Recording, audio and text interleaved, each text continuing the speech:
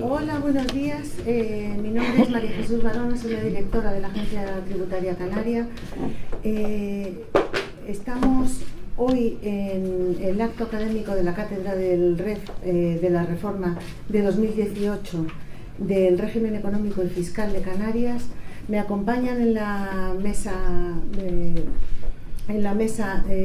don Jesús León Lima, del Consejo Social de la Universidad de Las Palmas de Gran Canaria, don Mario Romero del Círculo de Empresarios, don Sergio Durán de Cajamar y también don Salvador Miranda, que es director de la cátedra que organiza este evento. Si les parece, sin más prolegómenos, le cedo la palabra a don Jesús León. Gracias, señor director general. Quiero, en primer lugar, disculpar la no presencia del presidente del Consejo Social de la Universidad de Las Palmas de Gran Canaria, don Ángel Tristán, que está ahora mismo en Madrid, justo presentando un libro sobre el mecenazgo en las universidades españolas. Me pidió que transmitiera sus disculpas y así pueden ser también. Dentro de las competencias del Consejo Social de la Universidad de Las Palmas de Gran Canaria está la de promover la colaboración de la sociedad canaria en la financiación de la universidad, incentivando e incluso canalizando el mecenazgo a la universidad por parte de personas físicas, jurídicas, públicas o privadas. Cuando el gobierno de Canarias ya hace unos años inicia el proceso de consulta para la actualización del REF para un nuevo periodo, el presidente del Consejo Social de la Universidad de Las Palmas, por aquel entonces, don Lothar Siemens, plantea al Pleno del Consejo Social la magnífica oportunidad que suponía para el Consejo poder contribuir en la reflexión que la sociedad iba a hacer sobre el principal instrumento económico y fiscal que posee Canarias. Con ese propósito, el Consejo Social, como órgano de enlace entre la universidad y la sociedad, con competencia en asuntos de un marcado carácter económico y de captación de recursos, constituyó un grupo de expertos para que estudiara la posibilidad de que el nuevo REF incluyera elementos singulares de financiación de la Universidad de Canarias u otros organismos de investigación, permitiendo introducir incentivos económicos y fiscales que directa o indirectamente favorecieran las misiones institucionales de nuestras universidades. También es competencia del Consejo Social promover las relaciones entre la universidad y su entorno cultural, profesional, económico y social, y también promover la transferencia de conocimiento de la universidad hacia la sociedad. Por eso, una vez finalizada este trabajo, el Consejo Social, para ayudar a que se cumpla una de las misiones que tiene nuestra universidad, que es la de generar, aplicar y difundir conocimiento, en noviembre de 2014 promueve junto con el Círculo de Empresarios de Gran Canaria la firma de un convenio para la creación en el seno de la universidad de la cátedra de REF, convenio que se ha renovado recientemente, por lo que agradecemos al Círculo su confianza. Al frente de aquel grupo de expertos y de la cátedra se encuentra el doctor Salvador Miranda Calderín, que junto con su excelente y prestigioso panel de expertos ha consolidado esta cátedra, no solo con significativos actos académicos, ciclos de conferencias y artículos de prensa de difusión de nuestro REF, sino con la elaboración de un proyecto editorial que ha puesto en circulación ya 4 volúmenes dirigidos a especialistas en esta materia, pero también al ciudadano en general. La Ley sobre Consejos Sociales y Coordinación del Sistema Universitario de Canarias define el Consejo Social como el órgano de participación de la sociedad en la universidad y debe ejercer como elemento de interrelación entre la sociedad y la universidad, con el fin de asegurar una adecuada interconexión entre la actividad académica e investigadora y las necesidades económicas, laborales, intelectuales, culturales, sociales, científicas y canarias. Por ello, es una enorme satisfacción para el Consejo Social estar presente en este acto para felicitar a todos los miembros de la cátedra por el magnífico trabajo que están haciendo y manifestarles que siguen contando con nuestro apoyo y colaboración. Muchas gracias.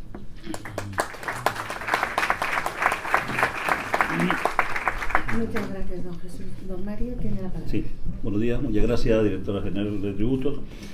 Buenos días a todos, especialmente al director de la cátedra. Bueno, el hecho geográfico de ubicarnos en el paralelo 28, a varios miles de kilómetros del centro administrativo de la Unión Europea, concretamente a más de 3.000 kilómetros de Bruselas y casi 1.800 de Madrid, lleva consigo circunstancias especiales de nuestra vida diaria que nos está costando construir y consolidar. Algo que ya encontró una rápida comprensión en la Corona de Castilla hace 5 siglos. Casi medio siglo y 4 leyes para llegar hasta aquí. El actual régimen económico y fiscal de Canarias, que contiene la ley del 2018, modifica la ley del 1994 y a su vez modifica la del 1991 y esta al régimen económico y fiscal del 1972, quiero pensar que no es el punto final de llegada, sino uno más en el camino. Además, en medio del reconocimiento de nuestra Constitución de 1978, varios protocolos, 2 estatutos de autonomía y el artículo 349 del Tratado de Funcionamiento de la Unión Europea, reconociendo el carácter ultraperiférico de nuestro archipiélago. La actual ley es un hito, reconoce en su preámbulo que se debe modular la actuación estatal en las políticas económicas aplicadas en Canarias. Pero nos está costando poner negro sobre blanco nuestra realidad. El Círculo Empresario de Gran Canaria ni tiene ni ha tenido dudas sobre la importancia de conformar el mejor soporte legal del sistema económico que Canarias necesita para prosperar, y por eso ha patrocinado y patrocina desde hace varios años la Cátedra del Régimen Económico y Fiscal en la Universidad de Las Palmas de Gran Canaria. Los frutos son evidentes, como tendremos ocasión de comprobar en este coloquio. Y el propósito del círculo es continuar en el empeño, porque queda mucho. Desarrollar y pulir esta ley, amarrar mejor, cuando toque, nuestra realidad, nuestra Constitución, elaborar un estudio del impacto y efectos de este régimen económico y fiscal en nuestra economía durante este medio siglo y establecer un observatorio permanente del régimen económico y sus efectos en nuestra vida diaria. Simplemente terminar pues reconociendo el espectacular trabajo que está haciendo Salvador al dirigir esta cátedra, y para nosotros desde el Círculo es un honor tremendo poder colaborar con nuestro granito de arena en todo este trabajo. Muchísimas gracias.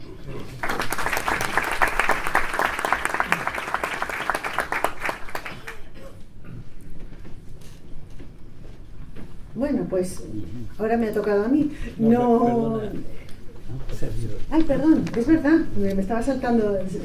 Tiene la palabra don Sergio Durán. Buenos días a todos y muchas gracias. Bienvenido a la Casa de Cajamar en Canarias. En primer lugar, quiero mostrar mi satisfacción por poder colaborar con la Universidad de Las Palmas de Gran Canaria en este acto académico de la Cátedra del REF. Es un placer para Cajamar recibirle a todos ustedes y ceder nuestras instalaciones para actos como este, destinados a la transferencia y actualización de conocimientos. El régimen económico y fiscal de Canarias es una de las instituciones con más arraigo en el tejido empresarial y en la ciudadanía en general de nuestro archipiélago, por los beneficios que aporta al desarrollo económico y social insular. Con la reciente reforma llevada a cabo hace un mes, el REF se posiciona como tema de máxima actualidad, lo que convierte en idóneo el día de hoy para la celebración de este encuentro y coloquio. La Cátedra del REF de la Universidad de Las Palmas de Gran Canaria se creó en 2014, siendo dos de su objetivo el estudio y la divulgación de los efectos del REF en la sociedad canaria. Para ello, su director, Salvador Miranda, y los miembros de la cátedra nos explicarán en cortas exposiciones el alcance de la importante reforma.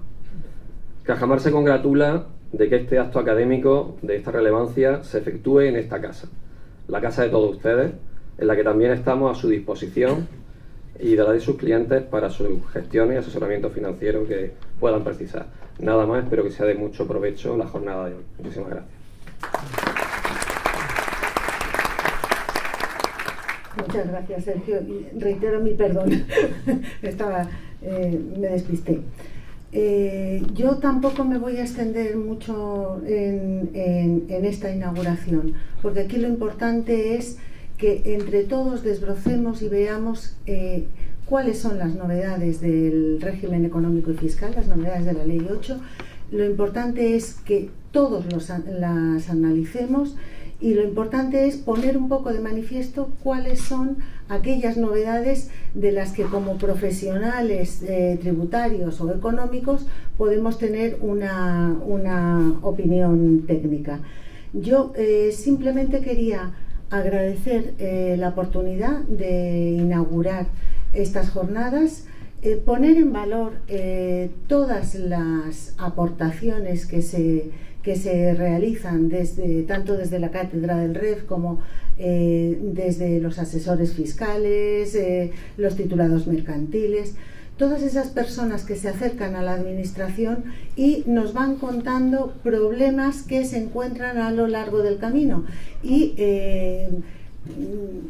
que no en todos los casos se pueden resolver, pero sí que hemos intentado, y lo verán a lo largo de la exposición, que muchos de los problemas que se estaban planteando se pudiera encontrar alguna solución práctica. En segundo lugar, poner en valor toda la carne en el asador que puso la Consejería de Economía. Aquí está el viceconsejero de Economía, hicieron un trabajo impecable.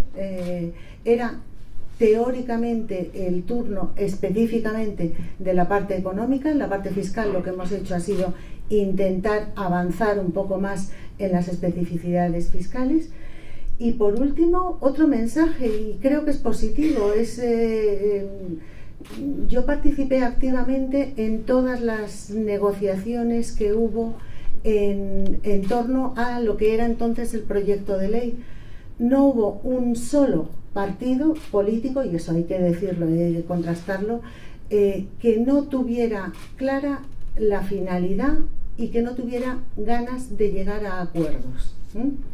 Por eso hoy tenemos la ley que tenemos. Creo que es de justicia el poner en valor también que el REF es uno de esos instrumentos que hacen, o que deberían hacer en todas las ocasiones, que las distintas opciones políticas se pongan de acuerdo.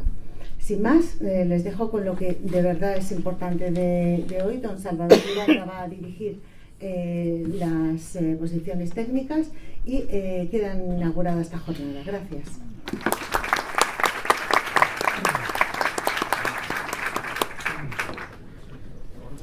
Dignísimas autoridades, compañeros de las asociaciones de asesores fiscales de Canarias, compañeros de la Asociación Española de Asesores Fiscales, es para nosotros un honor que estén ustedes hoy aquí y que hayamos contado con la colaboración de las instituciones, Consejo Social, Círculo de Empresarios, Dirección General de Tributos y, por último, la Consejería de Economía, a través de su viceconsejero Ildefonso Socorro Quevedo, que clausurará esta jornada. Me toca a mí la parte científica, va a ser breve. Los que me conocen saben que lo que me gusta es que sea conciso y claro, sin florituras, y tenemos un programa basado en breves ponencias de 10 minutos. En esa breve exponencia vamos a abordar todo lo más característico de nuestro nuevo régimen económico y fiscal de Canarias, siempre dándole ese enfoque adicional, ese valor añadido que nos reporta la historia. Las intervenciones serán directas, con lo cual mis compañeros de la cátedra subirán directamente al atril y ustedes podrán ver el currículum vitae de quién está hablando, con lo cual todo será mucho más rápido y más ágil.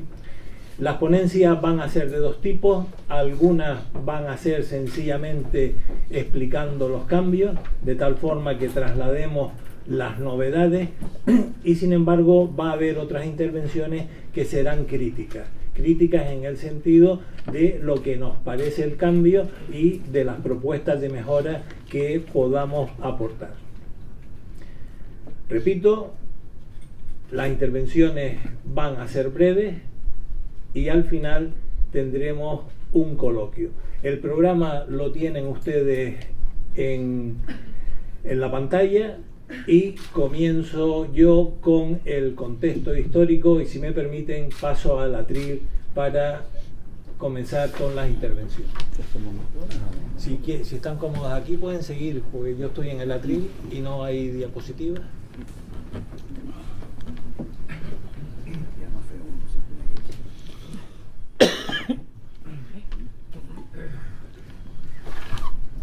Estamos ante una reforma de una institución que ha pasado con el tiempo a ser patrimonio histórico de Canarias, nuestro régimen económico y fiscal. Y lo que me toca abordar a mí es el contexto histórico. Predomina en esta reforma los aspectos económicos sobre los aspectos fiscales. ¿Y qué significa que el REF tenga aspectos económicos y aspectos fiscales? Pues muy sencillo. Si nosotros hacemos un análisis de qué estaría primero, los incentivos fiscales o los incentivos económicos, lo que tenemos que tener muy claro es que lo primordial es que un proyecto sea económico. Luego vendrán los incentivos fiscales al beneficio, al tráfico de mercancías, pero lo primero es que haya un tejido empresarial, que haya un entorno donde se puedan desarrollar los negocios. Y esa fue la idea clara que tuvieron los reyes católicos cuando conquistaron la primera de las 3 islas de Realengo, Gran Canaria. En 1487 la isla de Gran Canaria estaba ya conquistada, llevaba 4 años conquistada, y los vecinos tocaron a la puerta en la corte diciendo: ¿cómo es que no nos hemos incorporado a Castilla? Y los reyes católicos sacaron una provisión donde Gran Canaria, el reino de Canarias, se incorporaba al reino de Castilla. Esa provisión vino acompañada el mismo día, 20 de enero de 1487, con un privilegio. Cuando hablo de privilegio y de provisión, hablo de documentos de la época. Hoy el privilegio tiene un carácter peyorativo, no lo tenía en aquel entonces. La diferencia entre provisión y privilegio es que el privilegio lo otorgaba la autoridad sin que lo solicitase el pueblo. Ese privilegio fue el privilegio de franqueza, mediante el cual Gran Canaria, sus vecinos, quedaban exentos de todo tipo de pechos y alcabalas. 1487. Pero este privilegio se da por solo 20 años. Y en 1507 se concede a perpetuidad, a siempre jamás. Nace nuestro régimen económico y fiscal. Nacen nuestras peculiaridades económicas y tributarias. Pero, por supuesto, antes de que se diesen estas medidas fiscales, se conceden incentivos. ¿Incentivos para qué? Para que la gente se quede en la isla. En la isla de Gran Canaria vivían los guanches.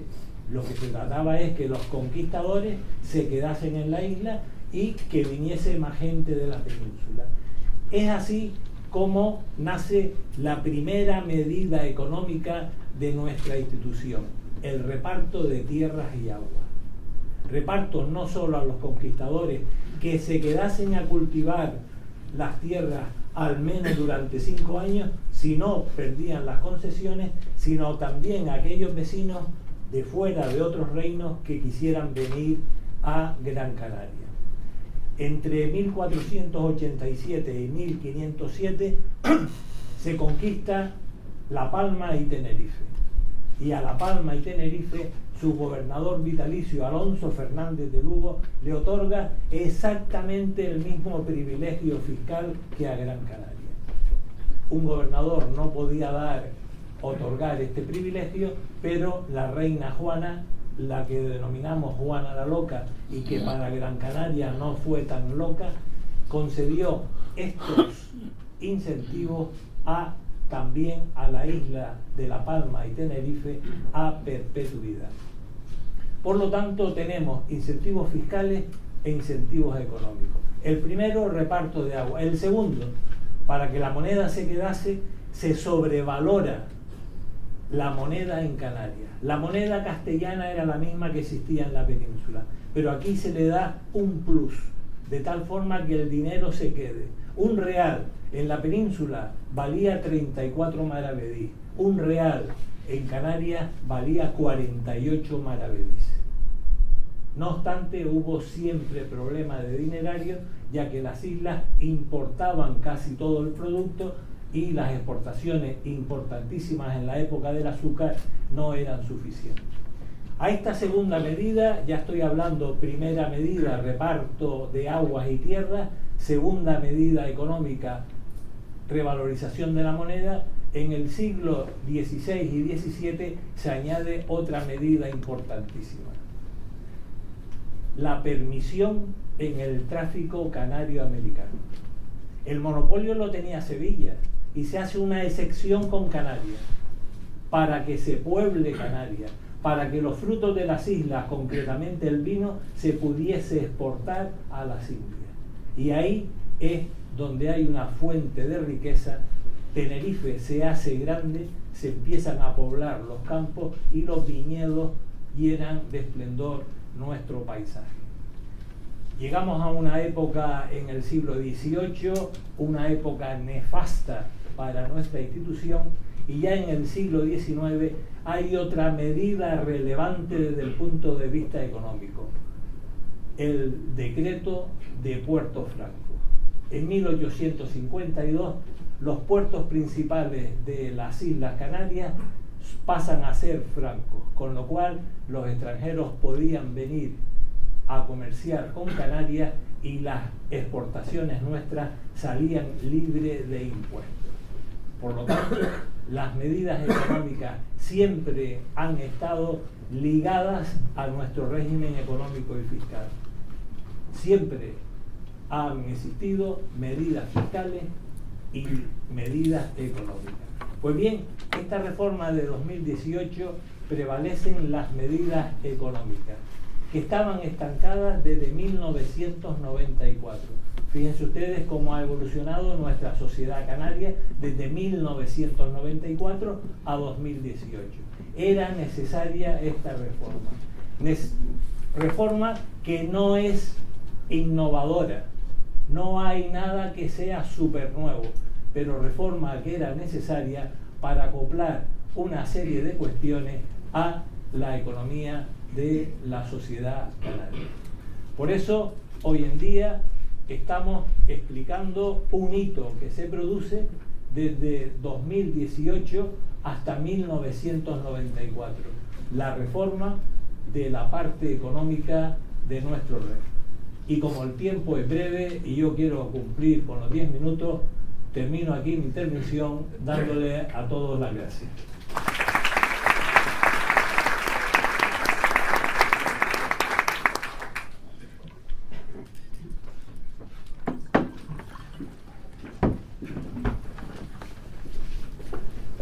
Buenos días o buenas tardes ya.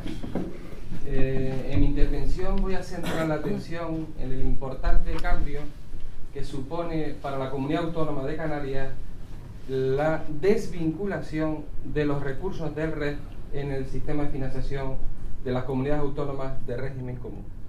Para poner en valor y la importancia de este cambio, veamos en primer lugar cuál es la importancia de las medidas fiscales, las medidas económicas, y luego pasamos a las medidas de financiación, que yo considero que es un tema, digamos, singular y diferenciado. Comenzando con las medidas fiscales, ustedes saben que la más importante es la menor presión fiscal en la imposición indirecta, pero dejando al margen la imposición indirecta, el REF se caracteriza por un conjunto de incentivos fiscales que todos conocemos, como es la RIC, la deducción para inversiones, la bonificación para la producción de bienes corporales, la bonificación del régimen especial de empresas navieras, la menor tributación en la zona especial, la deducción en África, etc. Un conjunto de incentivos fiscales que suponen disminución de los ingresos del Estado. Y como tal, tiene un coste fiscal que se mide. Y está aproximadamente en 2017, para que tengamos un punto de referencia en la comparación que haga a continuación, está aproximadamente en 590 millones de euros.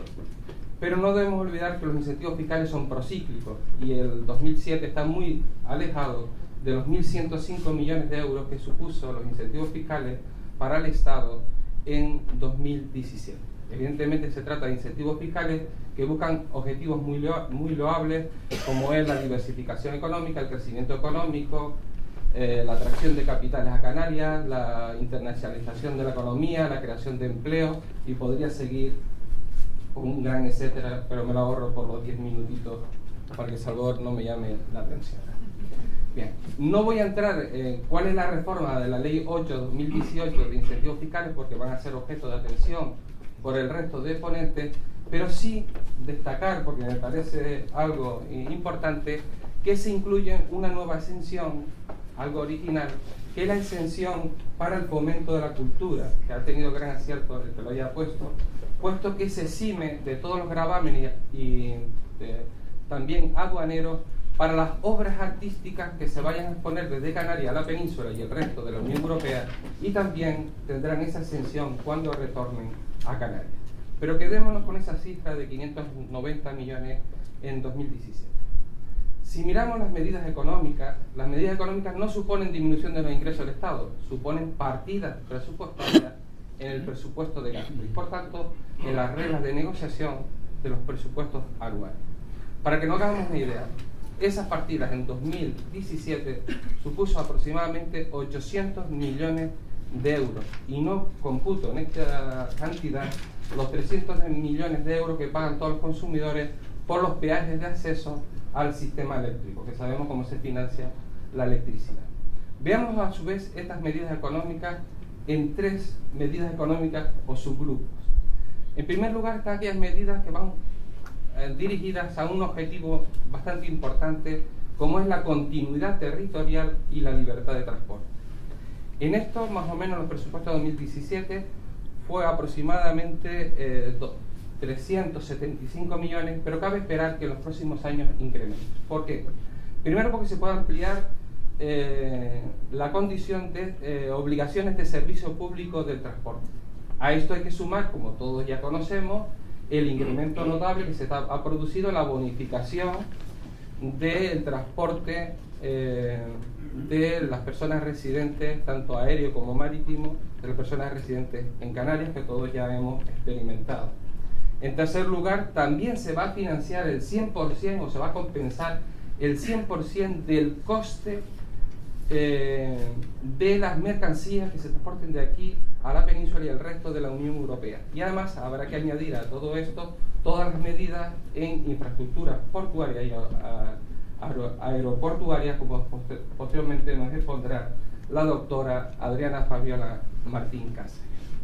Pues bien, con este subconjunto, existe otro subconjunto de medidas económicas muy importantes que van dirigidas a la compensación de los extracostes, costes adicionales o sobrecostes, como ustedes prefieran denominarlo, la ley lo denomina de tres formas, que tenga Canarias en determinados factores productivos que son escasos en Canarias por su condición insular y fragmentaria, que son pues, la energía, se seguirá con el modelo de energía, pero se apuesta en esta ley, con la ley 8/2018, se apuesta hacia un modelo, un mix energético en el cual debe tener más cabida la energía renovable y también la protección o favorecer el autoconsumo energético.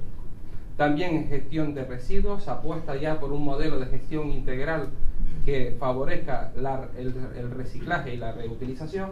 En agua también la moderación de precios, no solo en el agua desalinada, sino también en el agua reutilizada o regenerada. Y finalmente en telecomunicaciones, no solo moderando los precios de las telecomunicaciones, sino también compensando a los operadores por el acceso de banda ancha que hagan en Canarias.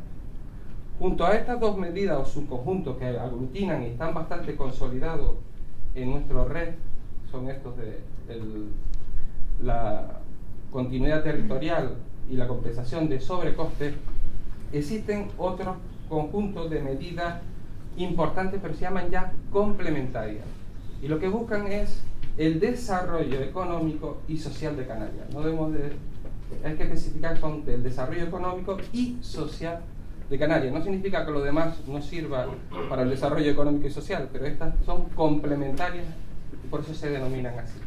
Pues bien, aquí lo que hace la Ley 8/2018 es retomar nuevamente la política de empleo activa, que en los últimos presupuestos del Estado no tuvieron asignación presupuestaria, parece que lo va a resucitar. También en las infraestructuras turísticas, dentro del marco de la promoción turística, que tampoco tuvo grandes asignaciones presupuestarias, y ahora se añade aquí un conjunto de medidas que podemos denominar pues más innovadoras. Por ejemplo, se incluyen las universidades. Y se incluyen las universidades, aunque ya en cierta forma estaban a través de los incentivos de I+D+I, estaban, pero nunca se ha aplicado, ahora se toma de una visión mucho más amplia, desde el punto de vista de la docencia, de las actividades básicas de la universidad, que son 4, la docencia, la investigación, la transferencia del conocimiento y la cooperación al desarrollo. Y aquí añade algo novedoso, aunque tendrá menos importancia ahora por la bonificación que tenemos, que es que se va a compensar el transporte a profesores y estudiantes por los programas que hagan en investigación, formación y movilidad. O sea, estarán contentos nuestros futuros estudiantes de Erasmus, cuando salgan pues se les va a compensar el transporte. Y también quisiera destacar que debe tener, vamos a ver cómo se concreta esta medida, el fomento de la integración social. Y aquí me paro un poco porque a veces se confunde. Canarias no es la comunidad con peor PIB per cápita de España, no lo es, pero sí es la peor comunidad, según los indicadores, de pobreza y exclusión social. Y esto es importante que se diga y que el REF le dé algún tipo de solución al respecto. Y ahora vamos a entrar en los 2 minutos que me quedan, o 3 minutos, a ver si soy capaz de explicar el cambio al cual se me ha llamado a mí aquí, que es explicar qué significa eso de la desvinculación de los recursos del REF en el sistema de financiación, que junto a las medidas fiscales, 590 millones para que se sitúen, las medidas económicas, 800 millones, está una sola medida que ahora vamos a cuantificar.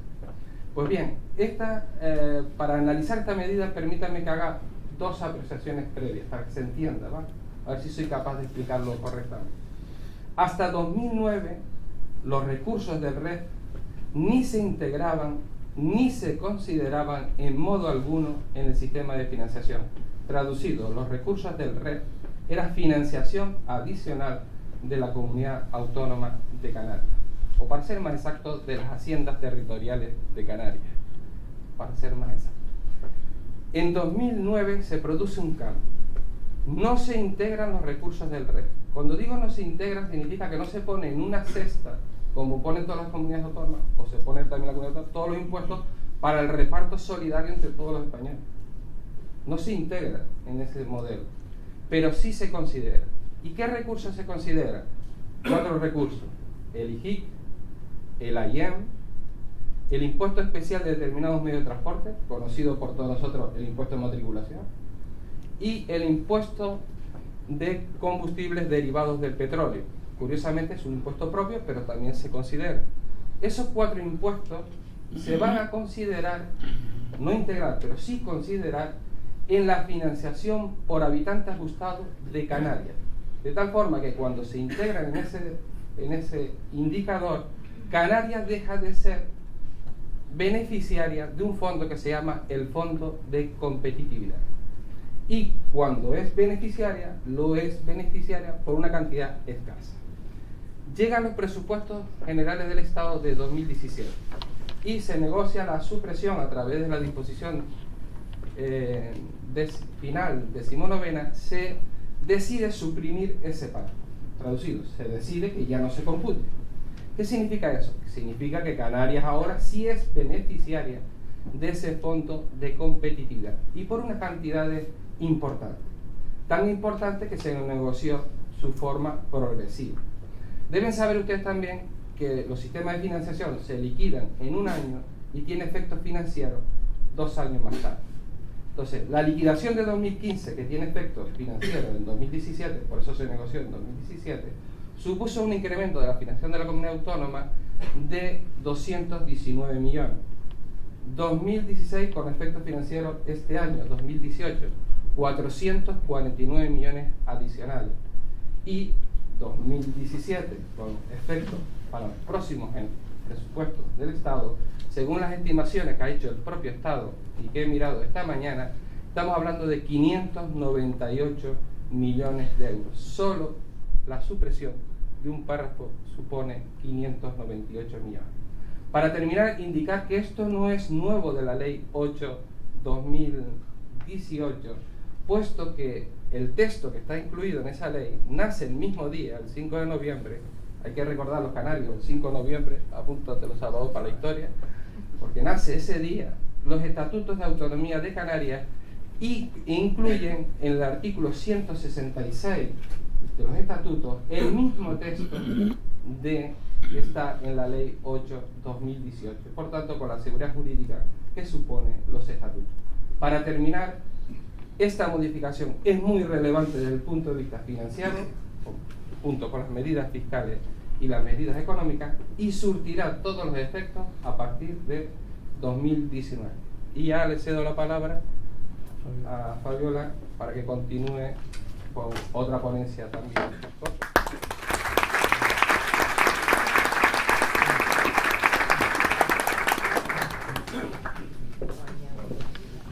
Sí, sí. Bueno, se lo quitamos aquí a María Jesús.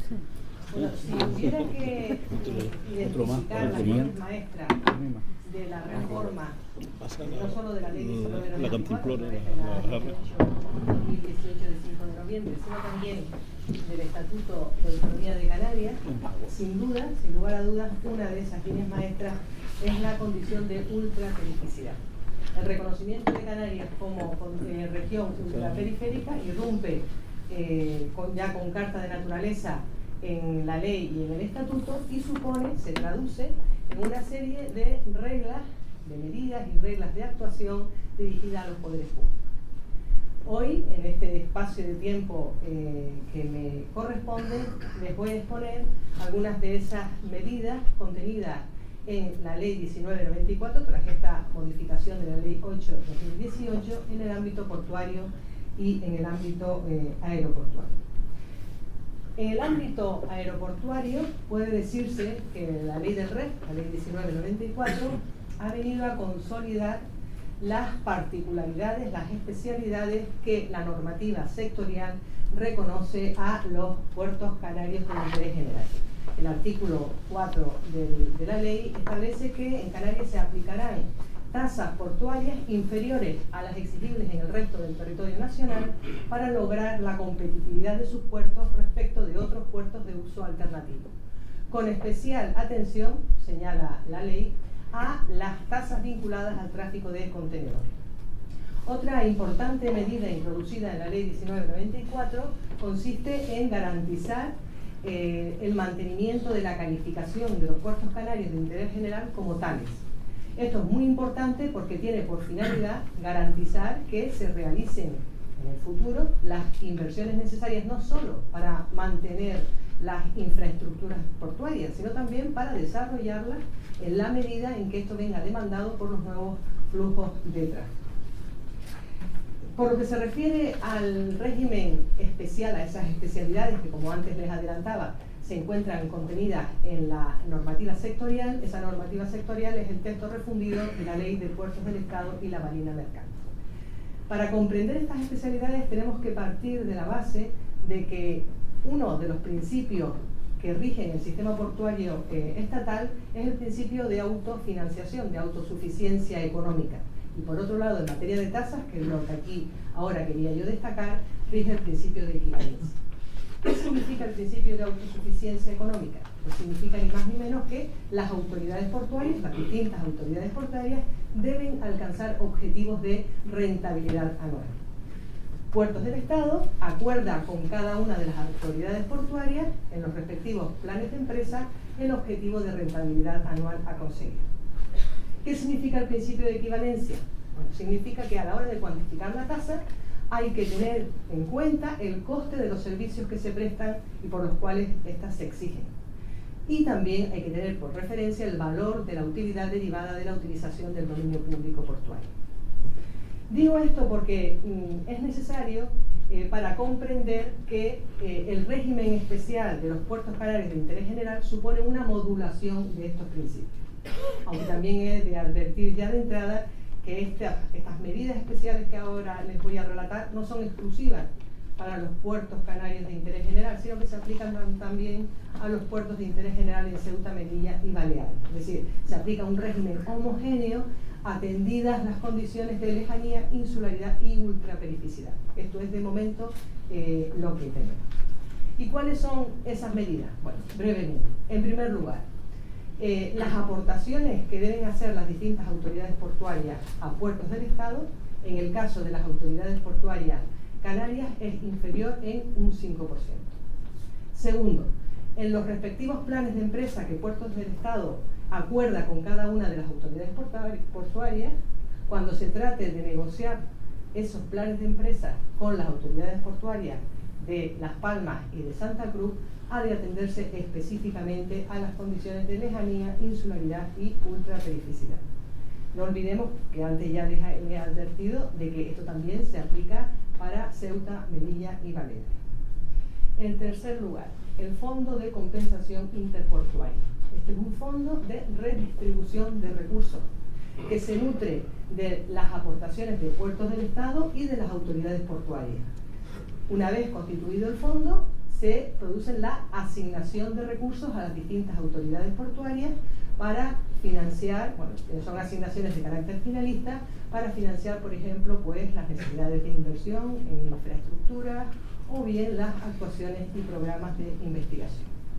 En este punto tenemos que las aportaciones de las autoridades portuarias canarias a ese fondo de compensación es inferior también en un 50% a las aportaciones que realizan el resto de las autoridades portuarias. Y en lo que se refiere a la distribución, a la asignación de ese fondo entre las distintas autoridades portuarias, para el caso de las Canarias se atenderá también, no solo como en el régimen general, a las necesidades de financiación en inversiones, sino también esas asignaciones vendrán dirigidas a compensar los menores ingresos estructurales de las autoridades portuarias canarias como consecuencia de la aplicación de reducciones y bonificaciones para compensar las circunstancias de lejanía, insularidad y ultraperificidad. Muy rápidamente, entre esas medidas, contenidas en la ley 19, en el texto refundido de la Ley de Puertos del Estado, hay que hablar, por un lado, de medidas en materia económica financiera y, por otro lado, de medidas en el régimen de inversiones en infraestructura. Por lo que se refiere a esas bonificaciones y reducciones, hay que tener presente, primero, se aplican coeficientes reductores a la cuantía básica de la tasa del buque, el pasaje y la mercancía para compensar el coste de la doble insularidad. En segundo lugar, el artículo 245 del texto refundido de la Ley de Puertos establece una bonificación específica para compensar la situación de lejanía, insularidad y ultraperificidad. Por otro lado, se contempla una exención de la tasa de la mercancía que se aplica a las mercancías y sus elementos de transporte en las operaciones de tránsito entre puertos de un mismo archipiélago, para compensar también el coste de la doble insularidad. Tenemos que destacar también la existencia de una bonificación singular de hasta el 30% a la tasa de ocupación que se aplica a las concesiones, sobre todo a las concesiones cuando tienen por objeto las terminales de mercancías. Esta exención tiene por finalidad, nuevamente, compensar, promover la competitividad de los puertos canarios, en este caso de los canarios, para adaptarse a las condiciones del mercado internacional. Y para terminar, en este paquete de medidas económico-financieras hay que tener presente una disposición adicional muy importante, la 24ª, contenida en la Ley de Puertos, según la cual, o en virtud de la cual, se reconoce a Canarias la condición de plataforma logística atlántica para Europa, que va a permitir aplicar en el máximo porcentaje legal posible las bonificaciones vinculadas al transporte marítimo de tránsito internacional. Esto permitiría, por ejemplo, que la bonificación que con carácter general se contiene en el artículo 245 para fomentar España como plataforma logística internacional se aplicara en el máximo porcentaje en el caso de Canarias, por este reconocimiento específico que tiene como plataforma logística atlántica para Europa. En lo que se refiere a las especialidades en materia de financiación de inversiones, la disposición adicional 15ª de la ley establece que en Canarias las infraestructuras e instalaciones de telecomunicaciones portuarias se consideran obras de interés general. ¿Con qué fin? Bueno, pues con el fin claramente de que las mismas sean financiadas con cargo a los presupuestos generales del Estado, lo cual también es un dato muy importante. En conclusión, respecto de estas medidas en el ámbito portuario, podría decirse que efectivamente, por una parte, tal como decía al principio, la Ley 1994, tras esta reforma, viene a consolidar esas medidas específicas que se contienen en la normativa sectorial. Tengamos presente que, aunque en el pasado no estuvo, alguien lo defendía, yo particularmente lo defendía, está claro ahora, de una forma indubitada, que cualquier modificación en ese régimen especial debería producirse tras la activación del mecanismo constitucional de la disposición adicional tercera, según el cual cualquier modificación del REF precisa un informe preceptivo previo del Parlamento de Canarias.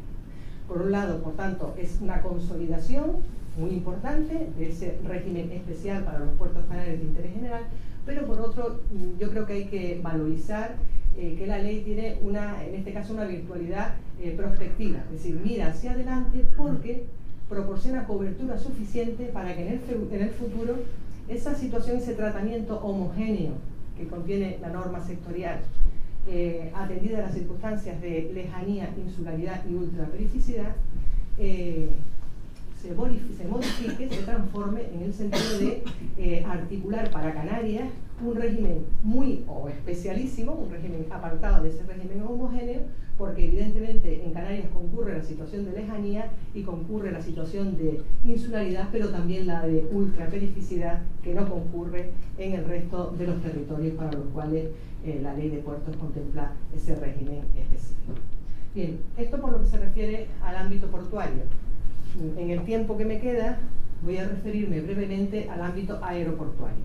En el ámbito aeroportuario, la ley 1994 consolida también esas particularidades que la normativa sectorial, en este caso la Ley de Seguridad Aérea del 2003, con modificaciones posteriores, incorpora en materia de aeropuertos, léase reducción en la tasa de utilización de pistas en instalaciones portuarias, tasa por prestación de servicios de inspección y control de pasajeros, tasa por uso de la red de ayudas a la navegación aérea. Pues bien, se consolida ese régimen, aunque también hay que decir que habrá que utilizar la cobertura que proporciona la Ley 1994 para que en el futuro ese diferencial fiscal en materia de tasas aeroportuarias se extienda a otras tasas que en la actualidad no disfrutan de esas reducciones. Por otro lado, se incorpora también en la Ley 1994 la garantía de mantenimiento de la calificación de los aeropuertos canarios de interés general como tales, a los efectos también de que se garantice la realización de las inversiones necesarias, no solo para el mantenimiento de las infraestructuras, sino también para su ampliación en la medida en que esto venga demandado por nuevos flujos de tráfico. Se incorpora también un mandato dirigido al Estado para que éste promueva ante la Unión Europea la aplicación de excepciones al régimen europeo del comercio de derechos de emisión de gases de efecto invernadero en el ámbito de la aviación, atendida, y aquí aparece nuevamente, la condición ultraperiférica de Canarias y la fuerte dependencia del transporte aéreo para garantizar la movilidad de sus habitantes. Y quizá la medida estrella en el ámbito aeroportuario venga representada por ese impulso que se da a la aplicación generalizada de la quinta libertad del aire. En este caso, en la Ley 1994 se establece que en los transportes aéreos operados por compañías internacionales o extranjeras desde Asia y en tránsito en el archipiélago se aplicará la máxima flexibilidad posible, que sea compatible con la normativa estatal y comunitaria, para fomentar que Canarias se convierta en un centro de distribución de tráfico aéreo entre África, América y Europa, que es fundamental a todos los niveles, no solamente para garantizar la movilidad, para garantizar la internacionalización de las empresas, sino y también fundamentalmente para la creación de empleo, la creación de negocio y creación de empleo.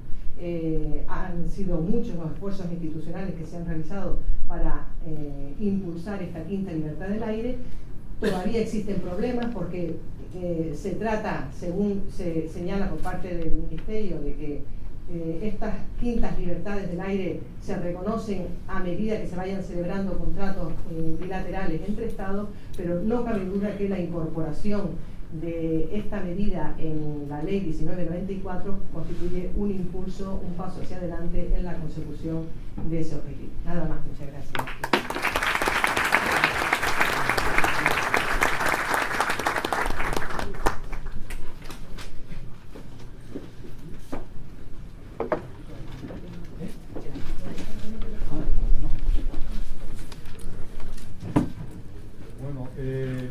La mía va a ser la primera de las exposiciones que tiene El Salvador al organizar el acto, le ha puesto entre paréntesis el enfoque crítico.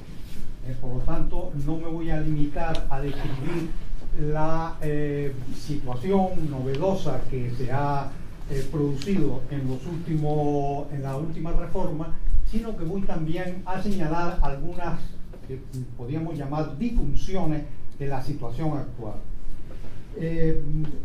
La exposición mía tiene su origen en un trabajo que publicamos en el último número de la colección de la cátedra, que está colaboramos el compañero Carlos Oriol, Vidal Seoane y yo, y hablamos de la diferencia injustificada entre el IVA y el IGIC. Y allí planteamos un aspecto que aquí no puedo abordar, pero que solamente mencionaré, que es el de la posible inconstitucionalidad sobrevenida de la Ley 20/1991, que como ustedes saben es la ley del IGIC. Pues bien, si hablamos de diferencia injustificada entre el IVA y el IGIC, entre el régimen jurídico que tienen los contribuyentes en esos dos impuestos, habría que empezar por aclarar cuáles son las diferencias justificadas. Pues las diferencias justificadas, que no ofrecen problema alguno, son aquellas que nacen de la situación ultraperiférica de Canarias, que están recogidas en nuestras leyes, el REF, y que se concretan en unos tipos impositivos menores del IGIC que los del IVA, en franquicia fiscal al consumo, etcétera, etcétera. Esos son diferencias justificadas que no vamos a entrar y que no nos atraen, no son el objeto de nuestra atención. El objeto de nuestra atención son las diferencias injustificadas en el tratamiento entre el IVA y el IGIC de los respectivos contribuyentes. Y ahí podemos diferenciar en estas diferencias injustificadas dos grupos independientes o dos grupos de diferencias, que son las que tienen su origen en la norma y aquellas que tienen su origen en la interpretación que se hace de las normas. En el primer grupo, es decir, en las que tienen su origen en las normas, nos encontramos, por ponerle un ejemplo muy concreto, con el tratamiento que se produce con la deducción del IVA soportado por empresarios y profesionales que destinen vehículos automóviles en su actividad. Y así, en este sentido, mientras en el IVA nos encontramos con una presunción que permite una presunción de afectación parcial del 50%, de manera que puede deducirse el 50% del IVA soportado en esa actividad económica. Sin embargo, no sucede lo mismo en el IGIC, en el cual ese vehículo automóvil tiene que estar dedicado exclusivamente a la actividad, y así ha de probarlo el sujeto pasivo. Eso sucede también en aquellos vehículos dedicados a las tareas especiales, como pueden ser carga de mercancías, transporte de viajeros, en el cual en el IVA también el contribuyente tiene un tratamiento más favorable, en cuanto que puede deducir el 100% de la cuota soportada, mientras que en el IGIC esa presunción no existe, y ha de probarlo específicamente el contribuyente IGIC. Por lo tanto, este que les acabo de comentar es uno de los ejemplos de diferencias normativas injustificadas, a nuestro juicio, lo que ha sucedido es que la legislación del IGIC se ha petrificado, mientras que la normativa del IVA ha evolucionado al compás de los cambios introducidos por la jurisprudencia del Tribunal de Justicia de la Unión Europea. Pero en un segundo grupo de diferencias injustificadas tenemos aquellas que nacen de la interpretación distinta que se efectúa entre, o que se puede efectuar entre la norma IGIC y la norma IVA, partiendo de la base de que de los supuestos en que ambas normativas son idénticas. Nos encontramos con muchos preceptos de las leyes, de las dos leyes, que tienen idéntica redacción. Y entonces se plantea el problema de que al interpretar esa norma por ejemplo del IGIC, que se puede utilizar el criterio que se ha utilizado para interpretar el IVA. Eso es una cuestión muy importante para los canarios ahora y que está precisamente recogida en 3 autos autos admitiendo el recurso de casación por el que ha interpuesto el gobierno canario. En este sentido, el Tribunal Supremo ha admitido la cuestión que se le plantea para dilucidar si en la interpretación de la norma IGIC es aplicable la la jurisprudencia, los criterios que el Tribunal Supremo ha efectuado sobre el IVA, o por el contrario, la no pertenencia del IGIC a la norma, al ámbito de la directiva comunitaria del IVA, y implica una interpretación diferente. Esto, el último auto admitiendo esta cuestión es de noviembre de este año, y a mi juicio aquí se están confundiendo dos cosas muy claras. Una es la cuestión de validez de la norma IGIC para cuya resolución, es decir, para ver si la norma IGIC es válida o no en un aspecto concreto, no puede usarse los criterios de las directivas comunitarias, porque el IGIC está fuera del ámbito de armonización del IVA comunitario, por lo tanto eso está muy claro, pero se están mezclando en ese aspecto con otro que nada tiene que ver, que es la interpretación de 2 normas idénticas. En la interpretación de 2 normas idénticas, a juicio del que les habla, no tiene sentido que ante 2 normas iguales tengamos una interpretación para el IVA y una interpretación para el IGIC. Y eso, de todas maneras, es lo que tendrá que resolver próximamente el Tribunal Supremo. Y aparte de esa cuestión pendiente de resolver, nos queda todavía un tema que sí abordamos en este trabajo que antes les comentaba con el compañero Carlos Oriol Vidal, en el sentido de que está el principio de igualdad tributaria, es decir, que cabe la posibilidad de que un comerciante de Sevilla tenga un tratamiento mejor, más favorable en el impuesto, en el IVA, que un comerciante de Las Palmas que es contribuyente del IGIC, y el principio de igualdad tributaria donde queda. Es decir, estas son algunas de las reflexiones que tenemos que hacernos, porque la verdad es que estos tratamientos, estas diferencias injustificadas que nosotros denunciamos en ese trabajo, y algunas más que aprovecho ahora para comentar, no tienen justificación, no tienen motivación alguna. Muchas gracias y espero no haberme pasado.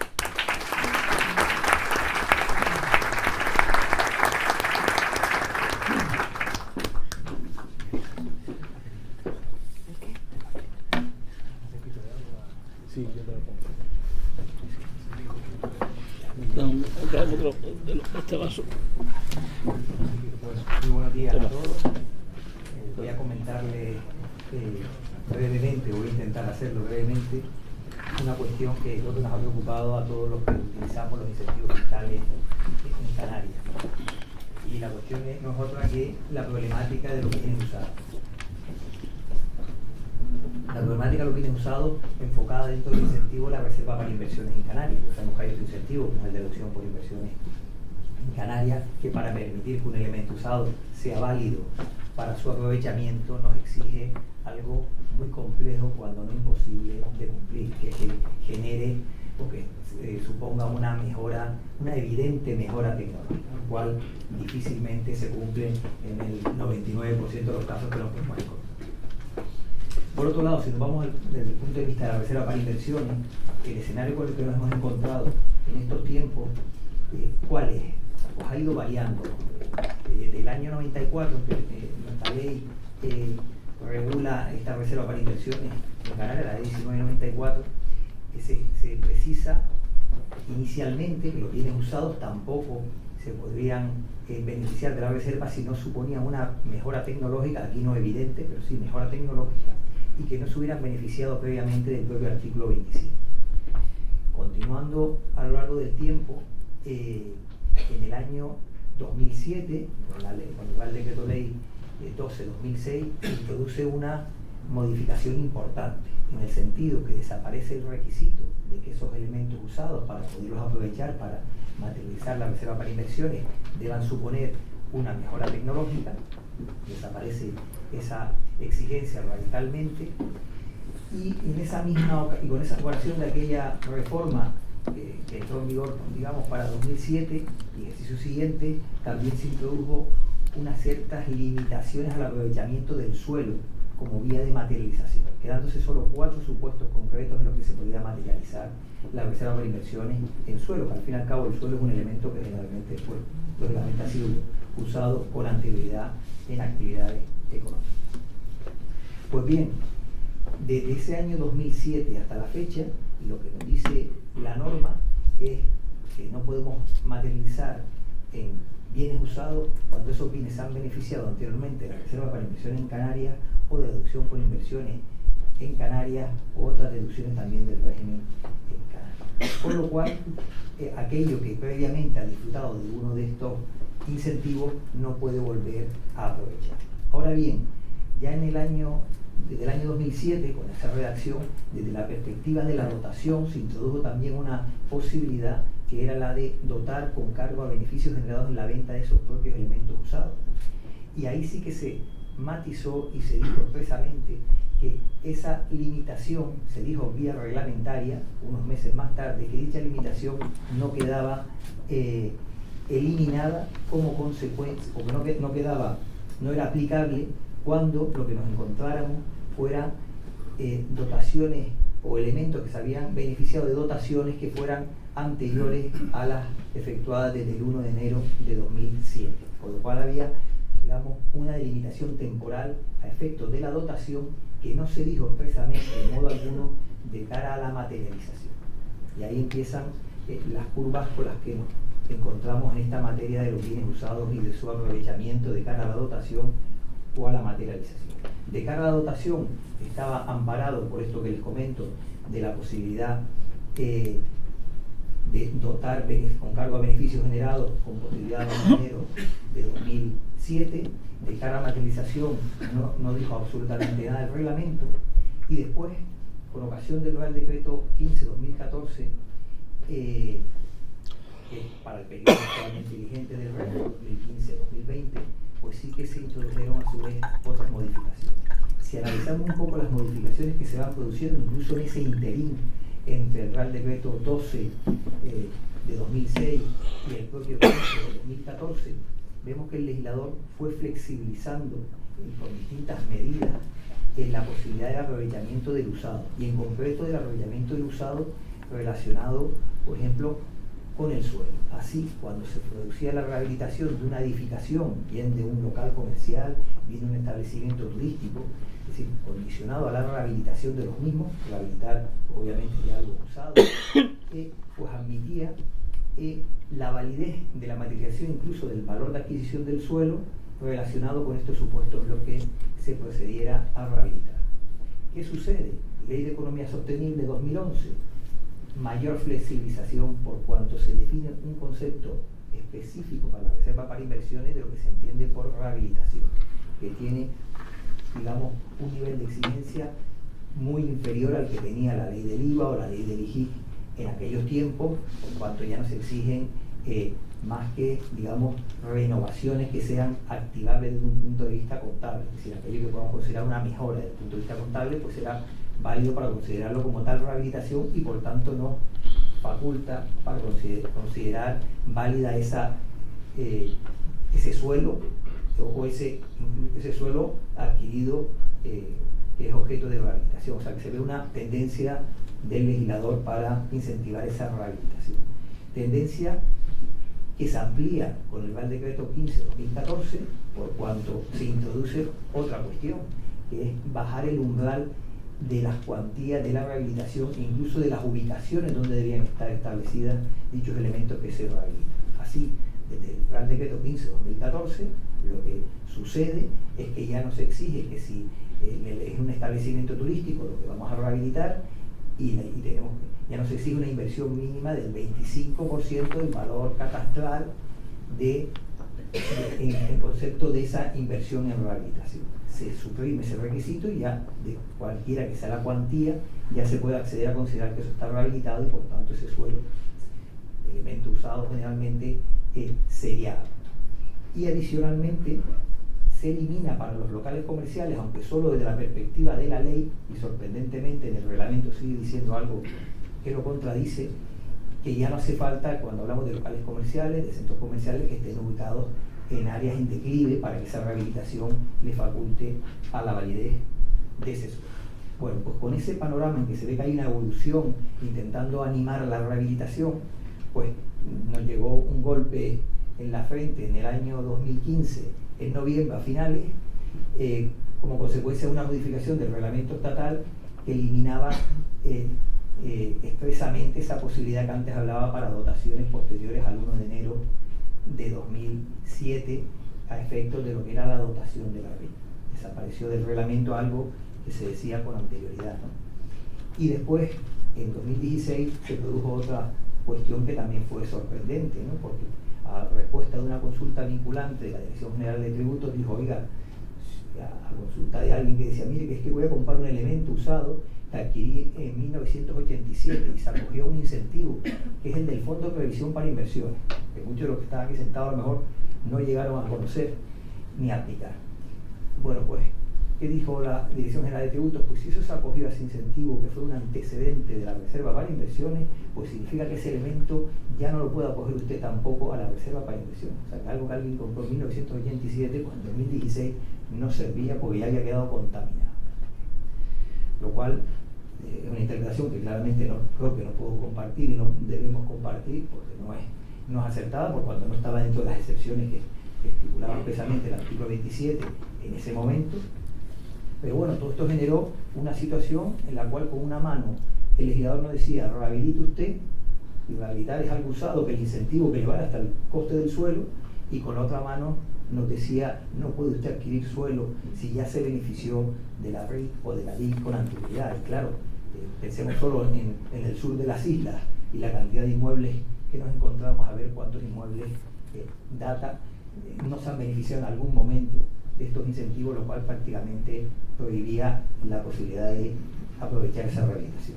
Bueno, pues para ir concluyendo, lo que tenemos hoy es que el legislador ha cogido expresamente ya dentro de la ley la posibilidad de materializar y de dotar en elementos usados, siempre y cuando no hubieran sido beneficiados de dotaciones a la Reserva para Inversiones posteriores a 1 de enero de 2007, lo cual pues, es algo que es positivo, es una mejora o una aclaración, en mi opinión más una aclaración que una mejora, pero es mejora en el sentido de que otorga seguridad jurídica a los operadores, pero nos deja todavía algunas cuestiones en el aire. Cuestiones en el aire que tenemos y que no quedan resueltas, ¿no? ¿Cómo acredito yo que algo no se había acogido anteriormente al incentivo? Cuando el elemento que adquiero ha tenido un solo propietario, pues seguramente será sencillo, porque el propietario me lo podrá manifestar en el contrato de compraventa, en la escritura, en el documento que existe. Pero si ha tenido varios titulares, ¿el último titular sabe si se había acogido el anterior? Pues probablemente no. ¿A dónde puedo acudir? A la agencia tributaria. Respuesta de la agencia tributaria estatal: no le podemos facilitar esa información. O otra alternativa, no contestar a esa solicitud de información. Acudimos a los registros mercantiles a ver las cuentas anuales de aquellos años. Pues resulta que tampoco, porque los registros no custodian información de más de 6 años atrás.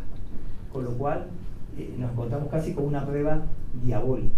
Prueba diabólica que con esta nueva redacción que aclara esta cuestión, pues por lo menos sabemos que no tenemos que ir hacia el Jurásico, sino nos podemos quedar en años más próximos, de los que probablemente es más sencillo conseguir la información. Pero está claro que la cuestión todavía no está cerrada. Y por último, la cuestión de la vigencia de este precepto. Pues claro, yo quiero entender que es un precepto aclaratorio, pero no se dice expresamente en la ley 8/2018. Lo que se dice es que esta norma entrará al día siguiente de su publicación en el boletín oficial, con lo cual nos podemos encontrar con la sorpresa de que no se entienda que es aclaratorio y no lo podamos aplicar hacia atrás. Y esta semana pasada hemos recibido ya una sorpresa, no en relación con este artículo 27 ni con el 26, pero sí con otras de las incorporaciones que hay en la ley 8/2018, y la agencia tributaria en su página web ha publicado una página explicativa en la que dice que las medidas entran en vigor para los ejercicios que se inicien con posterioridad al 7 de noviembre de este año, lo que es lo mismo para la inmensa mayoría de las empresas para los ejercicios iniciados el 1 de enero del 2019, que quiero pensar que no era la voluntad del legislador. Nada más, muchas gracias a todos.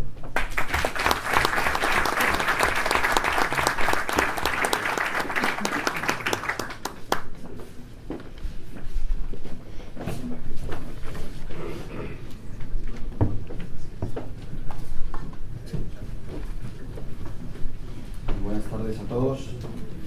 Yo, dando continuidad a la ponencia hablando, que ya ha entrado de lleno en las modificaciones de ámbito fiscal que ha introducido la Ley 8, voy a hablarles muy brevemente sobre dos modificaciones también trascendentales que han tenido cabida en esa modificación y que se refiere a la modificación del artículo 26 de la Ley 19 aplicable a las empresas productoras de bienes corporales, y también al sustancial e importante cambio que ha habido en el régimen de tributación de las comunidades de aguas y heredamientos de aguas de Canarias.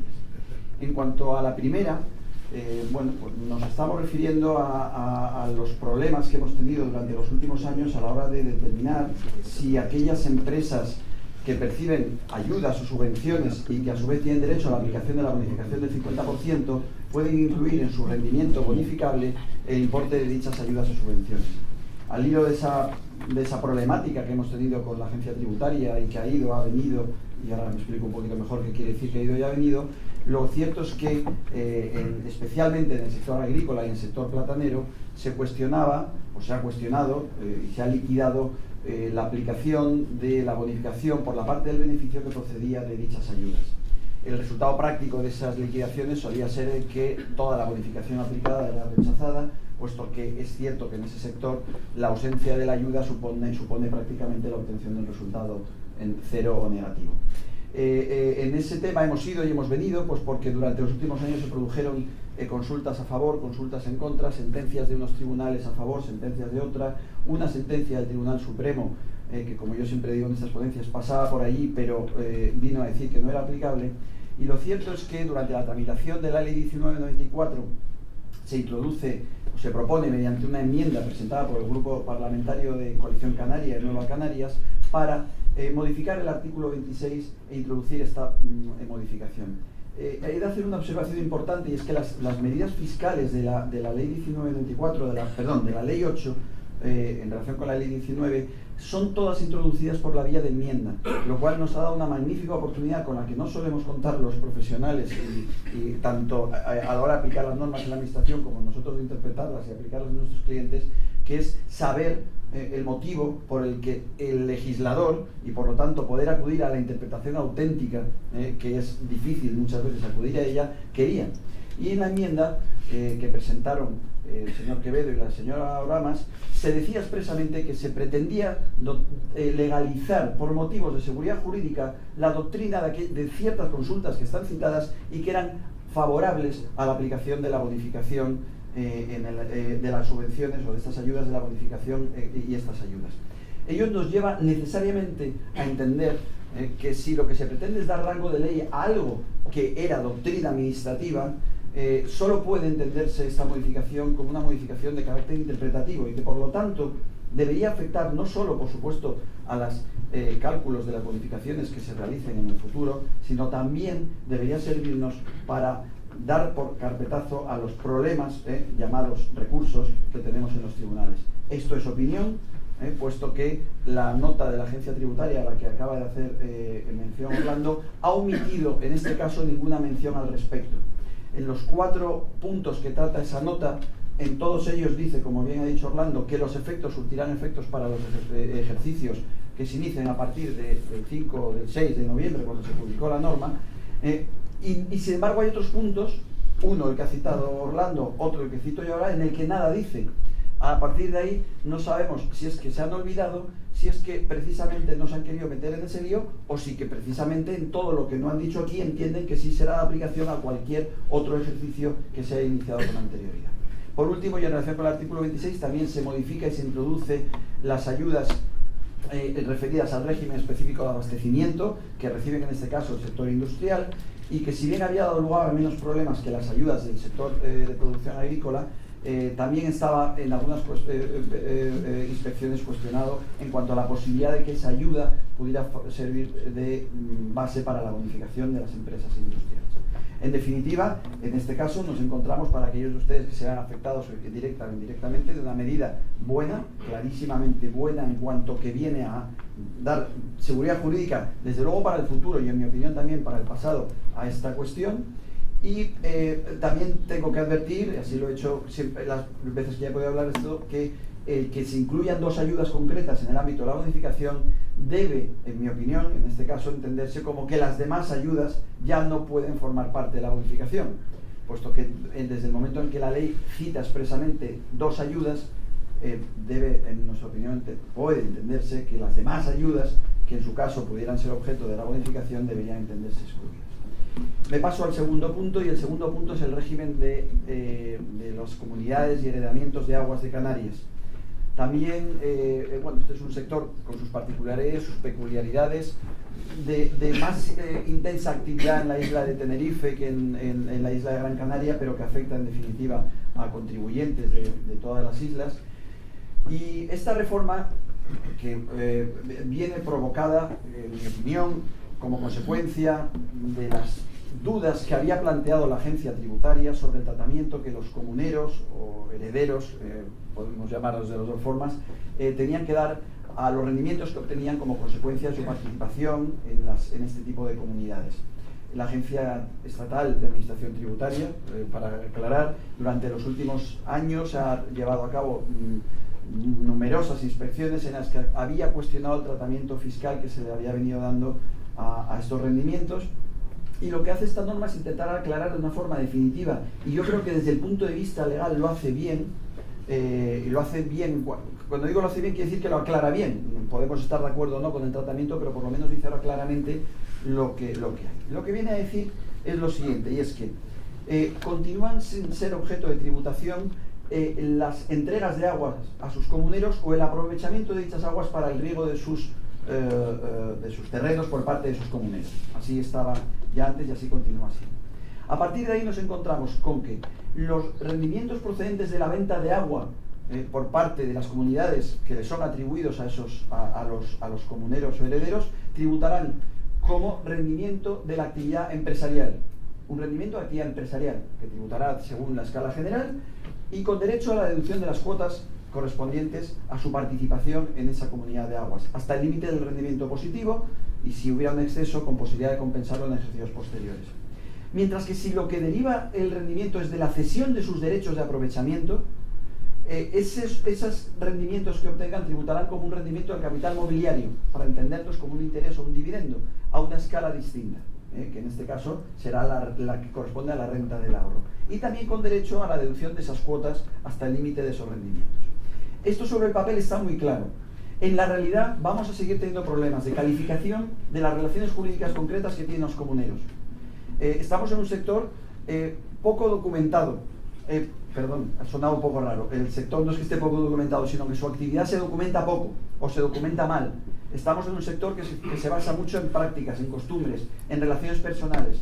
y no está claro el límite de cuando un comunero está recibiendo un rendimiento atribuible a la venta de agua por parte de la comunidad, o si lo que ha hecho ha sido ceder su derecho de aprovechamiento a un tercero para que ese tercero sea el que se beneficie de esa venta de agua a través de la comunidad.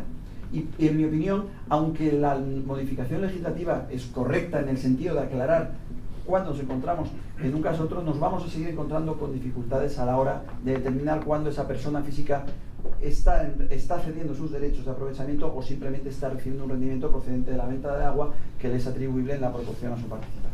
Por último, en el caso de que quien tenga ese aprovechamiento del agua o participe en la comunidad sea una sociedad, los rendimientos que reciba formarán parte de su base imponible. Ahí no hay una distinción entre los dos tipos de rendimientos, y los gastos serán deducibles como cualquier otro gasto deducible de una sociedad. Por último, sobre esta modificación no existe tampoco ni norma transitoria en la ley, que hemos echado de menos todos, y en la nota aclaratoria, a la que hay que darle un efecto, perdonen que aproveche los últimos 30 segundos, que es el de, bueno, aquí hay la agencia tributaria se ha manifestado, pero lo que dice la agencia tributaria no es ley, en el sentido estricto, tampoco se pronuncia sobre esta situación, con lo cual de nuevo nos encontramos con una dificultad de saber si esto nos servirá para resolver esos expedientes vivos con la agencia tributaria sobre la calificación pasada de los rendimientos, o si será algo que tendremos que aplicar en las liquidaciones del IRPF o de sociedades de los contribuyentes a partir del 1 de enero, a partir del ejercicio 19. En mi opinión, de nuevo, debería ser interpretado de forma aclaratoria, pero lamentablemente no disponemos de una norma transitoria en la ley que así lo diga.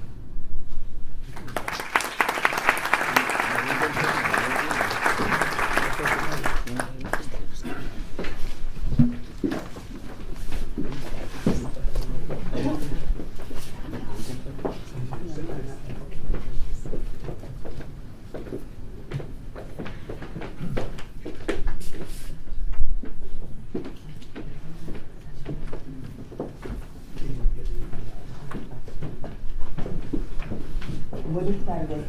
Me corresponde hablar de la materialización de la RIC en creación de empleo. Salvador Miranda me ha dicho y me ha pedido que dé un enfoque crítico de esta modalidad de inversión de la RIC. Y antes de hacer referencia a las cuestiones controvertidas que se suscitan en la aplicación e interpretación de esta forma de inversión de la Reserva para Inversión en Canarias, considero conveniente hacer referencia a una serie de cuestiones previas, sobre todo lo que significó esta posibilidad de invertir en la RIC para poder entender mejor las cuestiones controvertidas que nos han surgido en la aplicación e interpretación de la norma que regula esta posibilidad de invertir la Reserva para Inversión en Canarias. Como todos sabemos, esta posibilidad de invertir en creación de empleo surge en el año 2007. Así, todas aquellas dotaciones a la RIC con cargo a beneficios que se originan o que se inician a partir del 1 de enero del 2017, se les abría la posibilidad de materializar la RIC dotada en creación de empleo. Ahora bien, esta creación de empleo tenía que estar vinculada, tenía que ser consecuencia directa e inmediata de una inversión inicial, entendiendo por tal la creación, ampliación de un establecimiento, diversificación o transformación sustancial del proceso productivo. Por tanto, si no se creaba esta inversión inicial, si no se producía esta inversión inicial, los puestos de trabajo vinculados a la misma no se realizaban, no podía entenderse materializada la RIC. Es decir, a estos efectos, la creación de empleo debía entenderse como aquella que, de no realizarse la inversión, el empleo no se hubiera creado. Posteriormente, y a partir del 2015, con cargo a los beneficios generados por las empresas a partir del 1 de enero de 2015, se puede materializar la RIC en creación de puestos de trabajo, pero ya no se exige que estén vinculados de una forma directa e inmediata a una inversión inicial. Se mantiene esta posibilidad de materializar la RIC en creación de empleo, pero se abre el campo, se abre la posibilidad a que se pueda invertir en creación de empleo sin estar vinculado a una inversión inicial. En estos casos lo único que se exige es que la materialización en creación de empleo, cuando no está ligada a inversión inicial, que viene a ser como ayuda al funcionamiento, solamente se puede materializar el 50% de lo que haya dotado a RIC en el ejercicio el contribuyente, y el coste máximo por trabajador no puede ser superior a 36.000 euros. Ahora bien, tanto en un caso como en otro, tanto si el empleo está vinculado, la creación de empleo está vinculada a una inversión inicial, como no, se exige que el mantenimiento de los puestos de trabajo creados tenga una duración de 5 años, salvo en los casos de empresas de reducida dimensión, en donde este periodo se reduce a los 3 años. Llegados a este punto, y con la visión que nos da la perspectiva temporal e histórica, resulta evidente que esta forma de materializar la reserva para inversión en Canarias en creación de empleo buscó el peor momento para su entrada en vigor, en plena crisis económica. En el 2007, en el 2008 y en los sucesivos, ¿qué empresario se iba a preocupar en crear empleo? Y encima, como recuerden, en los primeros años que estaba vinculado a una inversión inicial. Es por ello por lo que a esta forma de materialización de la reserva para inversión en Canarias no se le prestó atención, ni por los empresarios, ni lógicamente por los asesores fiscales, que teníamos otras cuestiones más importantes en que preocuparnos que en esta modalidad de inversión, porque los empresarios no resultaba atractiva aplicarla.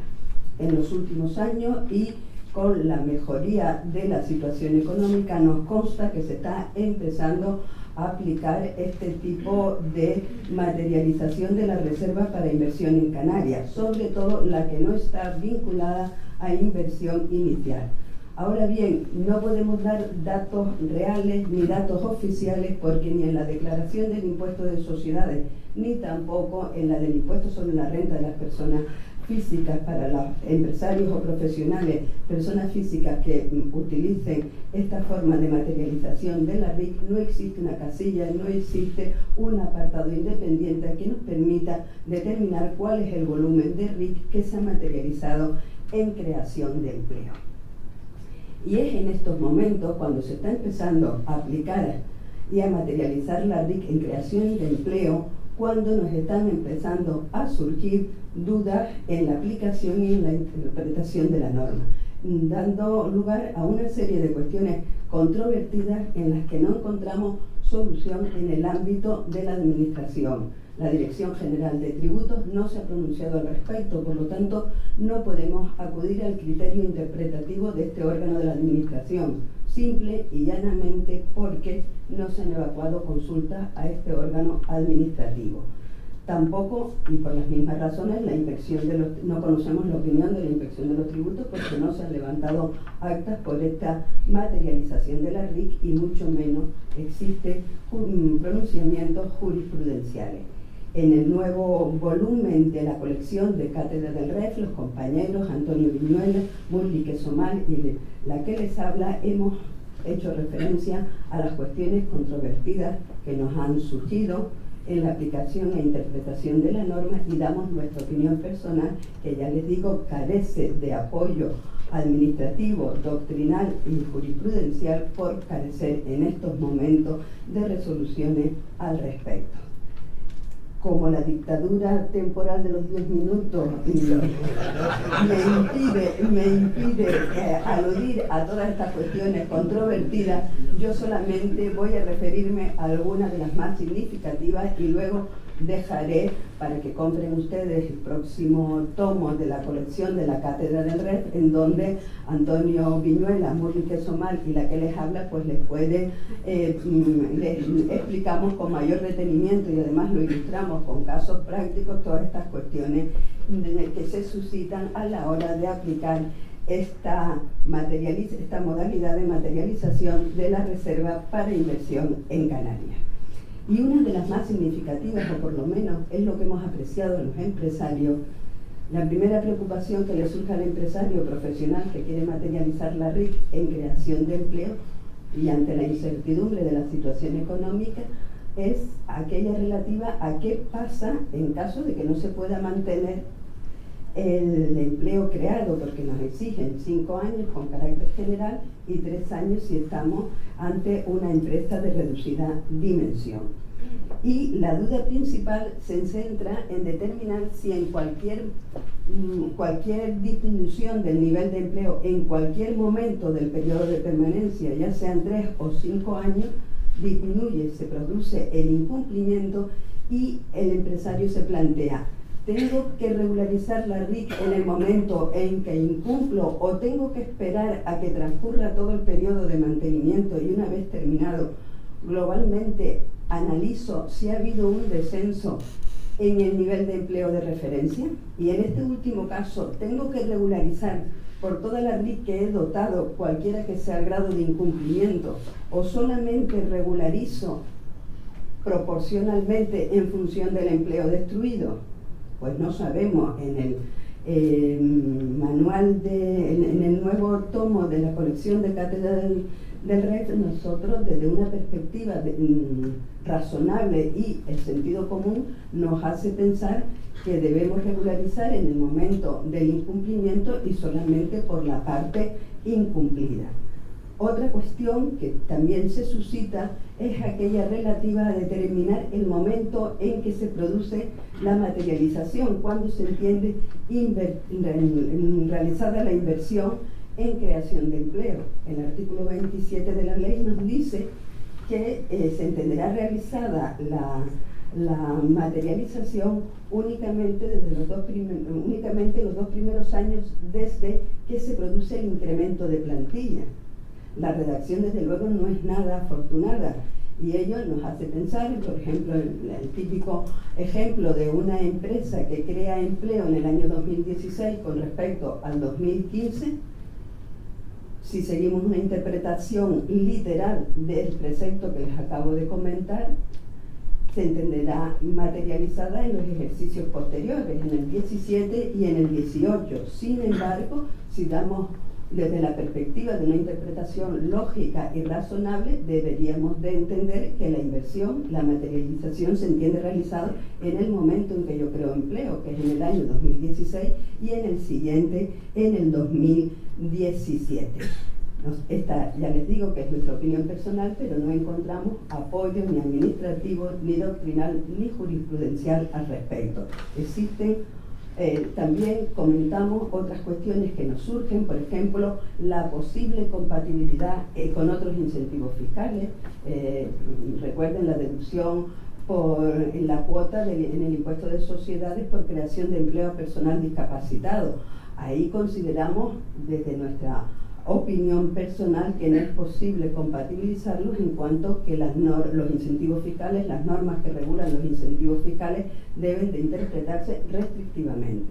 También hay cuestiones controvertidas, o por lo menos a nosotros nos surgen, en cuanto al cómputo, al importe de la materialización, también en aquellos supuestos de inversión indirecta, pero ya les digo, todo ello no me remito, porque ya creo que cumplo con el plazo concedido por Salvador Miranda, pero la curiosidad la verán cumplida en el nuevo tomo de la Cátedra del Rey.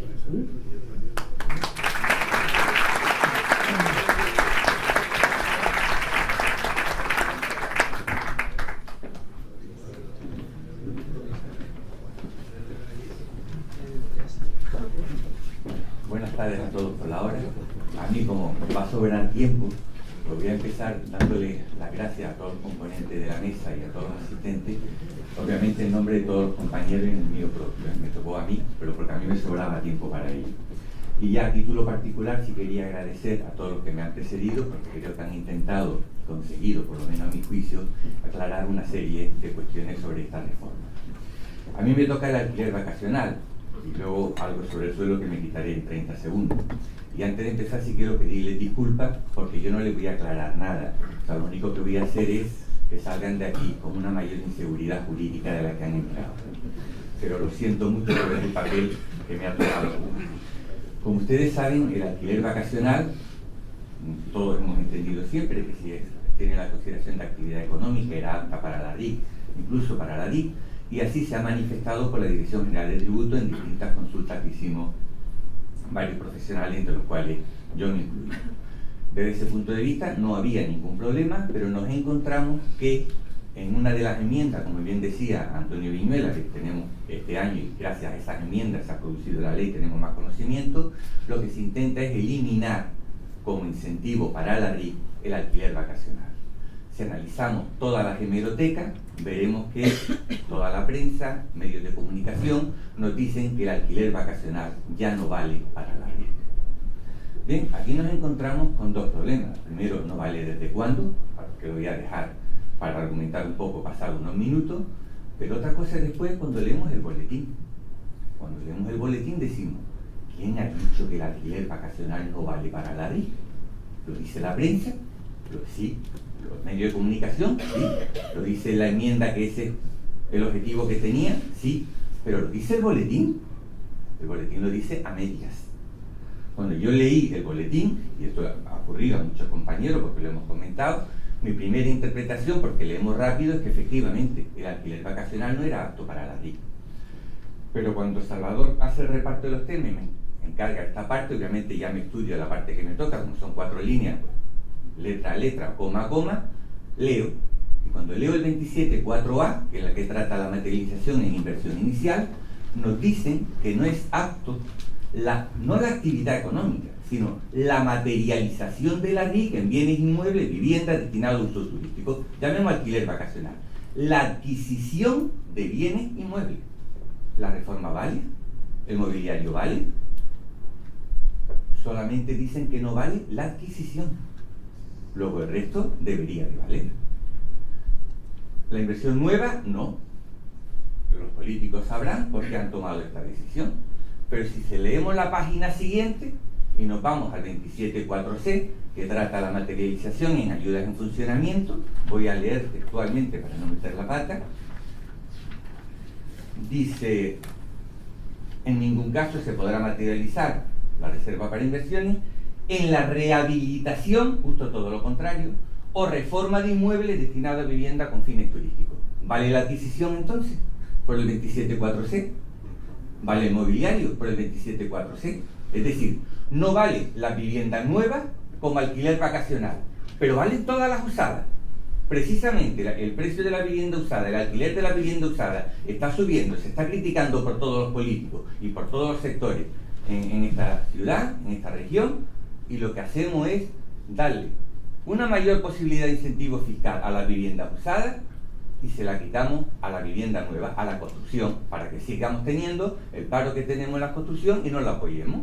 Entonces, conclusión, la enmienda dice que se intenta, el objetivo de esta medida era eliminar el alquiler vacacional, cosa que ya desde el punto de vista personal, no de la cátedra, discrepo porque no entiendo el porqué de esta medida, pero es una cuestión personal en la que no voy a entrar.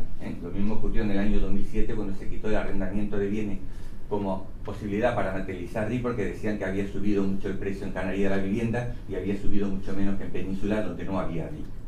Aquí igual, los bienes inmuebles afecto a RIC en este momento, con todo respeto, no tengo estadística oficial, pero sí a través de las pequeñas indagaciones que he podido hacer, no llegan ni al 5% del número de viviendas que están utilizándose como alquiler vacacional. Pero la conclusión a la que quiero llegar, y por eso dije que me sobraba tiempo, es: la enmienda plantea que el objetivo es eliminar el alquiler vacacional. Oímos, en declaraciones de políticos y en medios de comunicación que el alquiler vacacional no vale para la RIC, pero no es lo que dice el boletín. El boletín dice que si esa materialización de RIC en alquiler vacacional se considera inversión inicial, no vale la adquisición, pero no niega la validez del resto. Pero si lo que estamos yendo es por el 27.4c, ayuda al funcionamiento, lo que nos dice es que no vale la rehabilitación o la reforma. Por lo tanto, de un punto de vista literal, entiendo que sí vale la adquisición y el resto de los gastos. Dentro del alquiler vacacional, porque tampoco hay más que comentar, lo que sí quiero terminar es diciendo que, aún en el supuesto de la inversión inicial que no vale para la RIC, no ha habido, si tan perjudicial era para nuestro sector, ¿por qué no modificaron también la deducción por inversiones en Canarias en este sentido? Porque no vale para la RIC inversión inicial, pero vale para la RIC. Nadie nos ha quitado, nadie ha modificado ese incentivo fiscal. Luego, alguien que vaya a utilizar vivienda vacacional como inversión inicial y la adquiera, que tenga muy claro que si adquisición, inversión inicial no vale, pero sí que podrá aprovechar la deducción por inversiones en Canarias. El otro tema que me tocaba tocar es la ampliación de la materialización de la RIC en el tema del suelo, que lo que sí hace la ley es, en este caso, sí que mejora en el sentido que nos dice que valdrá la materialización en suelo, o sea, la inversión en suelo como materialización de RIC, siempre y cuando este suelo se dedique a las actividades sociosanitarias, centro residencial de mayores, geriátrico y centro de rehabilitación neurológica y física. Bueno, esto sí que es una mejora importante porque las estadísticas oficiales sí que demuestran que la necesidad de geriátrico y de este tipo de centros cada vez va a más y por lo tanto hay que apoyar las inversiones en estos sectores y por lo tanto entiendo que esto sí que es importante. Como verán, a pesar de haber aprovechado mis compañeros que yo les felicitara o les agradeciera la asistencia a todos, creo que todavía me sobran 2 o 3 minutos, pero tampoco tengo nada más que decir. Muchas gracias.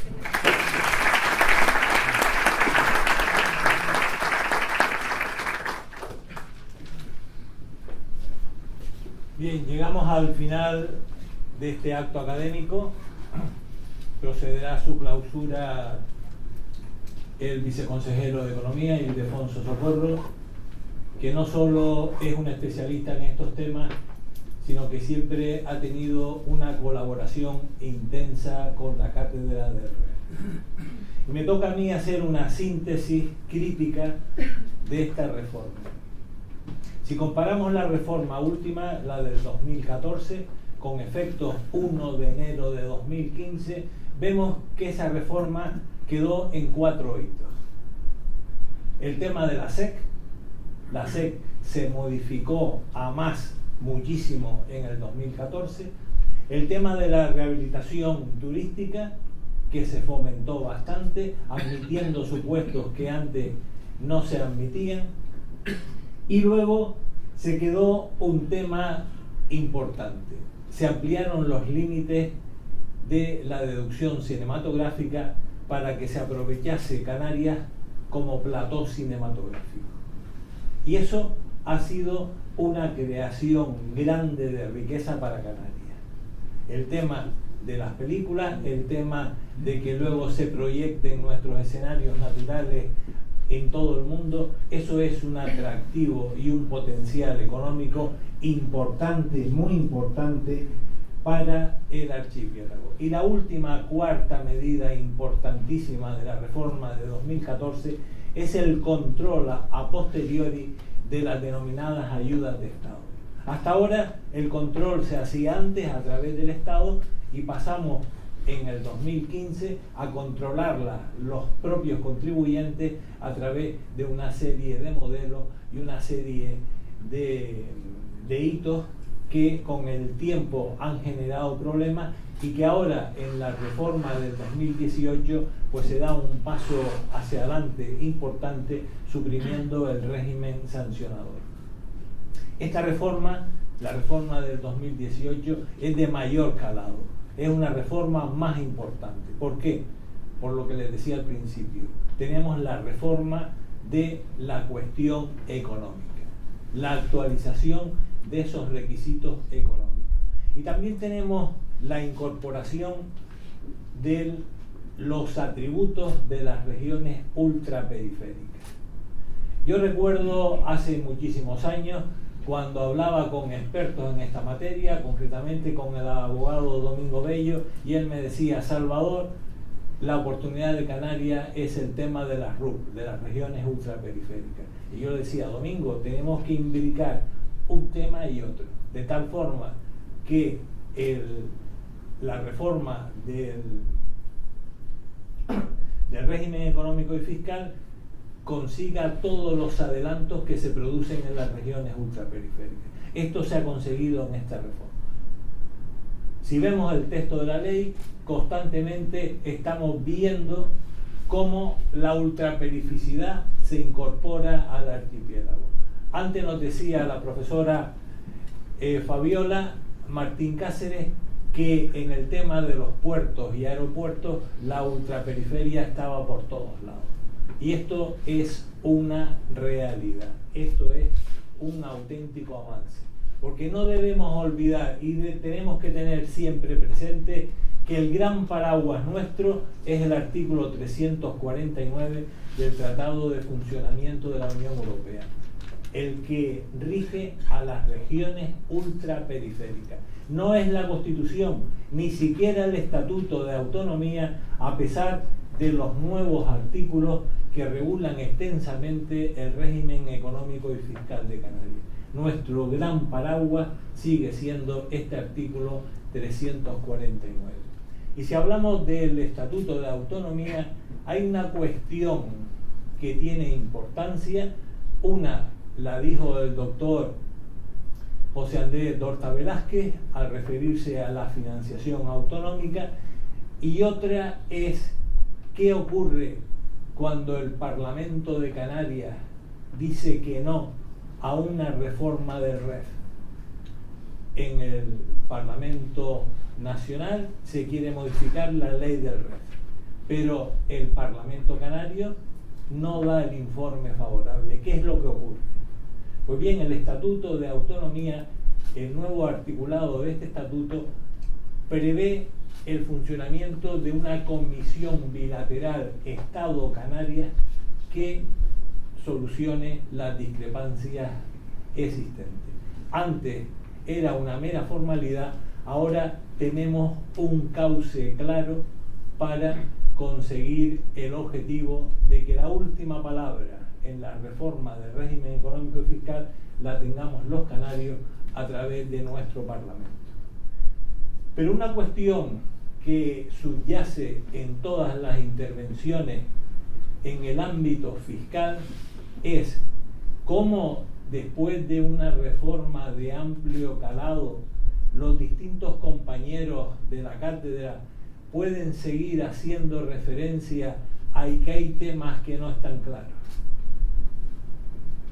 Pues lo que ocurre es que siempre la aplicación de los incentivos fiscales ha venido asociado a una alta tasa de inseguridad jurídica. Y esta tasa de inseguridad jurídica la hemos vivido durante siempre con la Reserva para Inversiones en Canarias. Pero ustedes saben lo que cuesta atraer capitales a Canarias para que se inviertan en Canarias. Cuesta muchísimo. Ahí la ardua labor que realiza la Zona Especial de Canarias y sus directivos.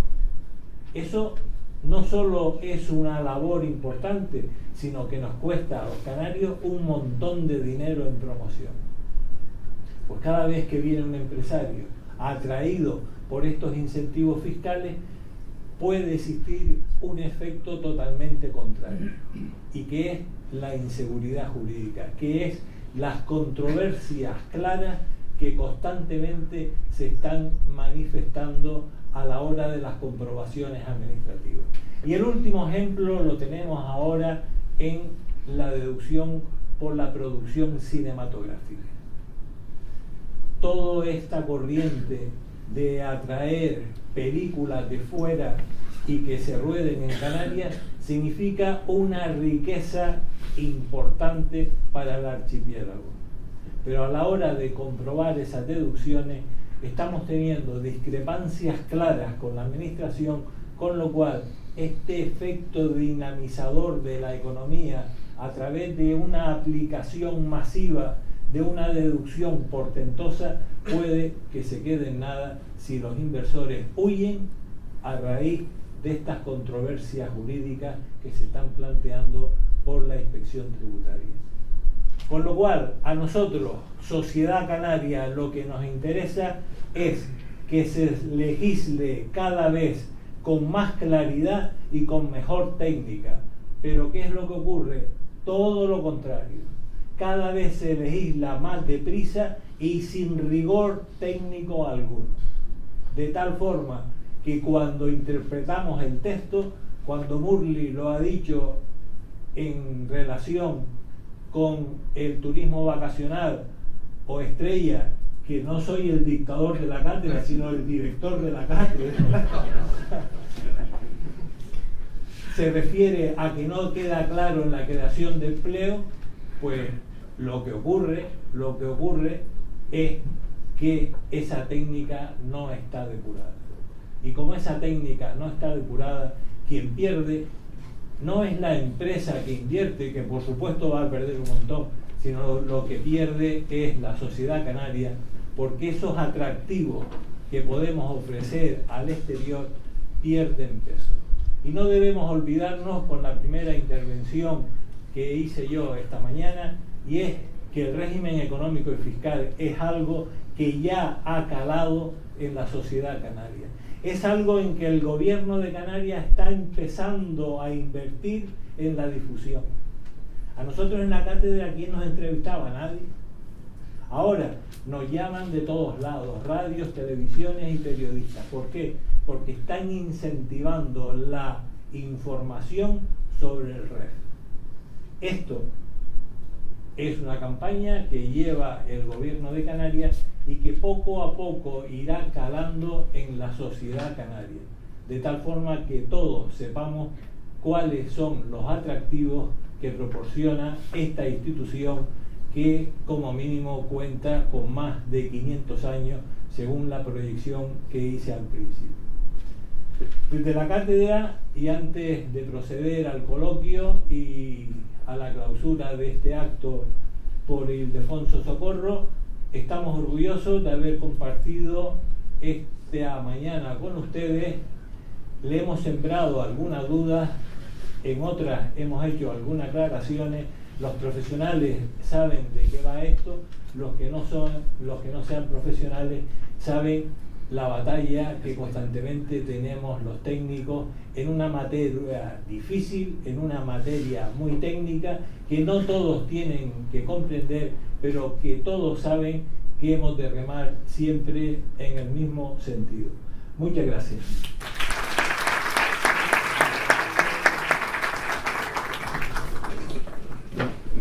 Me voy que tengo que coger el avión. ¿Venís clausura? Salvador. Josuso. Nos vemos, Merín. Pues procedemos al acto de clausura.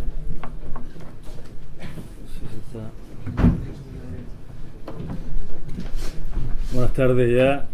Voy a intentar ser yo muy breve también, porque yo creo que ya estamos casi digamos en horas poco apropiadas, ¿no? Como todos ustedes saben, evidentemente el motivo central del acto que hoy nos reúne es la reciente reforma del régimen económico fiscal de Canarias, que es el fruto, y yo lo puedo decir porque he sufrido en carne propia, de más de 4 años de trabajo, de borradores, de discusiones, de aportaciones, de negociaciones entre administraciones, y también, y de ahí también yo diría que vienen muchos de estos problemas que a veces estamos hablando de transacciones entre grupos políticos, ¿no?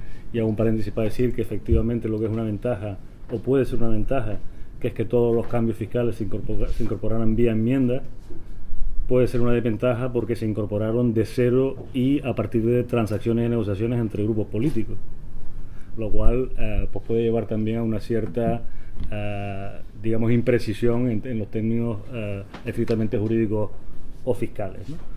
La modificación de ley de la ley del régimen económico fiscal de Canarias en las Cortes Generales Españolas se acompaña, además lo hemos dicho repetidamente, de una modificación de la norma fundamental de Canarias, que es el Estatuto de Autonomía. No está desplegado.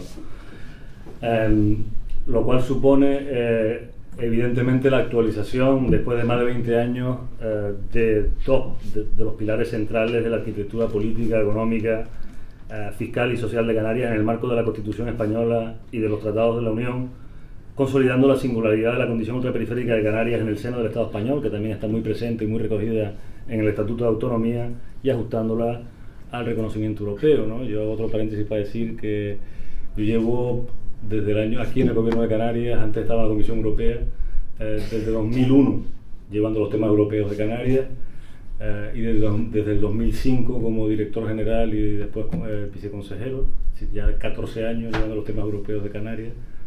Es decir, cuando yo empecé, apenas empezaba a caminar el artículo 299 del Tratado Constitutivo de la Comunidad Europea, y después viví en primera persona todo el Tratado de Lisboa y el artículo 349, y cuando yo los escucho hoy, pues en algunas ocasiones digo que bien lo hemos hecho, y en otras a veces los oigo y digo pues, qué mal lo hemos hecho, ¿no? Porque efectivamente siempre nos quedan muchas cosas por seguir mejorando y por seguir adaptando, tanto así que voy a decir que esta modificación del régimen económico y fiscal, que estaba previsto que fuera solo de la parte económica en principio, y que al final ha acabado siendo de la parte económica y de la parte fiscal, pues tiene además lugar en pleno proceso de negociación del nuevo marco financiero plurianual 2021-2027 en el ámbito de la Unión Europea, y esta modificación esta negociación del marco financiero plurianual se acompaña de todo un paquete de propuestas legislativas a las que se van a unir en breve la propuesta de modificación de la Directriz de Ayuda de Estado de Finalidad Regional y del Reglamento General de Exención por Categoría, que se tendrán que aplicar a partir del 1 de enero de 2021. Yo creo que fue Orlando el que lo dijo, en definitiva toda la parte fiscal del REF, que es lo que nos hace que lo hayamos estado modificando cada X años, tiene la consideración de ayuda de Estado de carácter fiscal, y todo eso nos va a llevar, si vamos viendo los calendarios de negociación, porque tenemos que definir qué queremos en Canarias, que yo diría que es la parte más difícil, saber qué es lo que uno quiere. Después tiene la parte de negociación con Madrid, porque al final lo que le estamos pidiendo a cada vez que modificamos la parte fiscal del REF es que renuncie a ingresos fiscales. Hay que negociarlo en Madrid y después nos toca la negociación en Bruselas, ¿no? Porque al final son ayudas de Estado y requiere también autorización de la Dirección General de Competencia. ¿Qué quiero decir con esto? Que en los próximos meses, ya, sin casi haber tenido tiempo de explicar los cambios que se acaban de producir, vamos a tener que reabrir el melón de los cambios, una vez más, en los incentivos fiscales del REF a partir de 2021, y eso nos va a llevar otra vez a pensar, a repensar, a definir, junto del gobierno evidentemente, pero junto también con el Parlamento de Canarias, con los operadores económicos y sociales, con el mundo académico y con el conjunto de la sociedad canaria, las propuestas de modificación que queremos defender en las próximas negociaciones con Madrid y Bruselas, que son pasado mañana.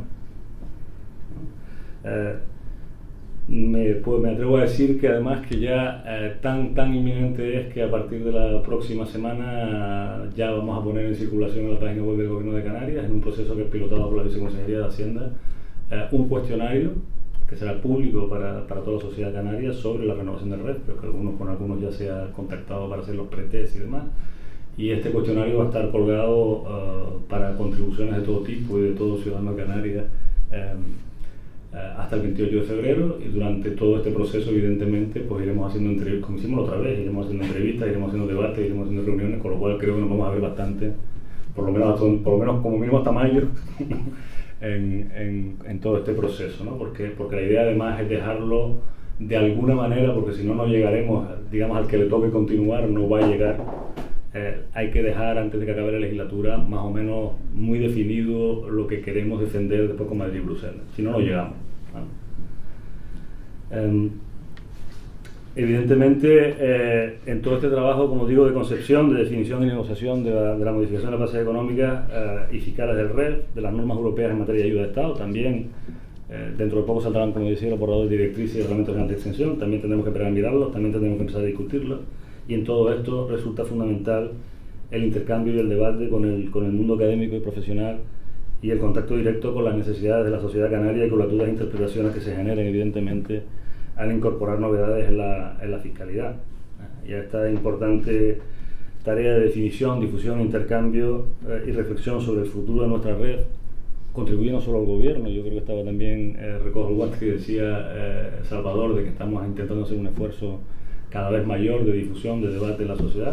Yo, por dar un ejemplo, decir que ayer estuvimos en una presentación del REF del consejero en Tenerife, hoy estamos aquí, mañana intervengo yo en la Universidad de Las Palmas en otra jornada, y evidentemente en toda esta tarea es fundamental de difusión de nuestras especialidades el papel que puedan hacerlo, digamos, todos los operadores económicos y sociales, y desde luego de una manera muy especial la cátedra del REF, con quienes esperamos seguir contando evidentemente, y a quien agradezco en nombre del Gobierno de Canarias, empezando por su director Salvador Miranda, pero también que quiero ser extensivo a todos los miembros de la cátedra por sus inestimables aportaciones, y como digo, agradecerles el esfuerzo que hacen, tenaz, continuado, la implicación que tienen, y su compromiso permanente con la defensa de lo que es en definitiva nuestra seña de identidad y nuestro acervo específico en España y en Europa.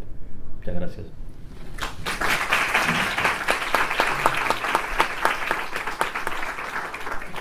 Como son las 2:05, entonces ya cerramos el acto aquí, y que disfruten estas fiestas navideñas entre todos y con su familia, y nosotros pues en la Cátedra de Red, dentro de lo que nos cabe, pues seguiremos intentando formarnos y explicarles por los nuevos avances que se vayan produciendo.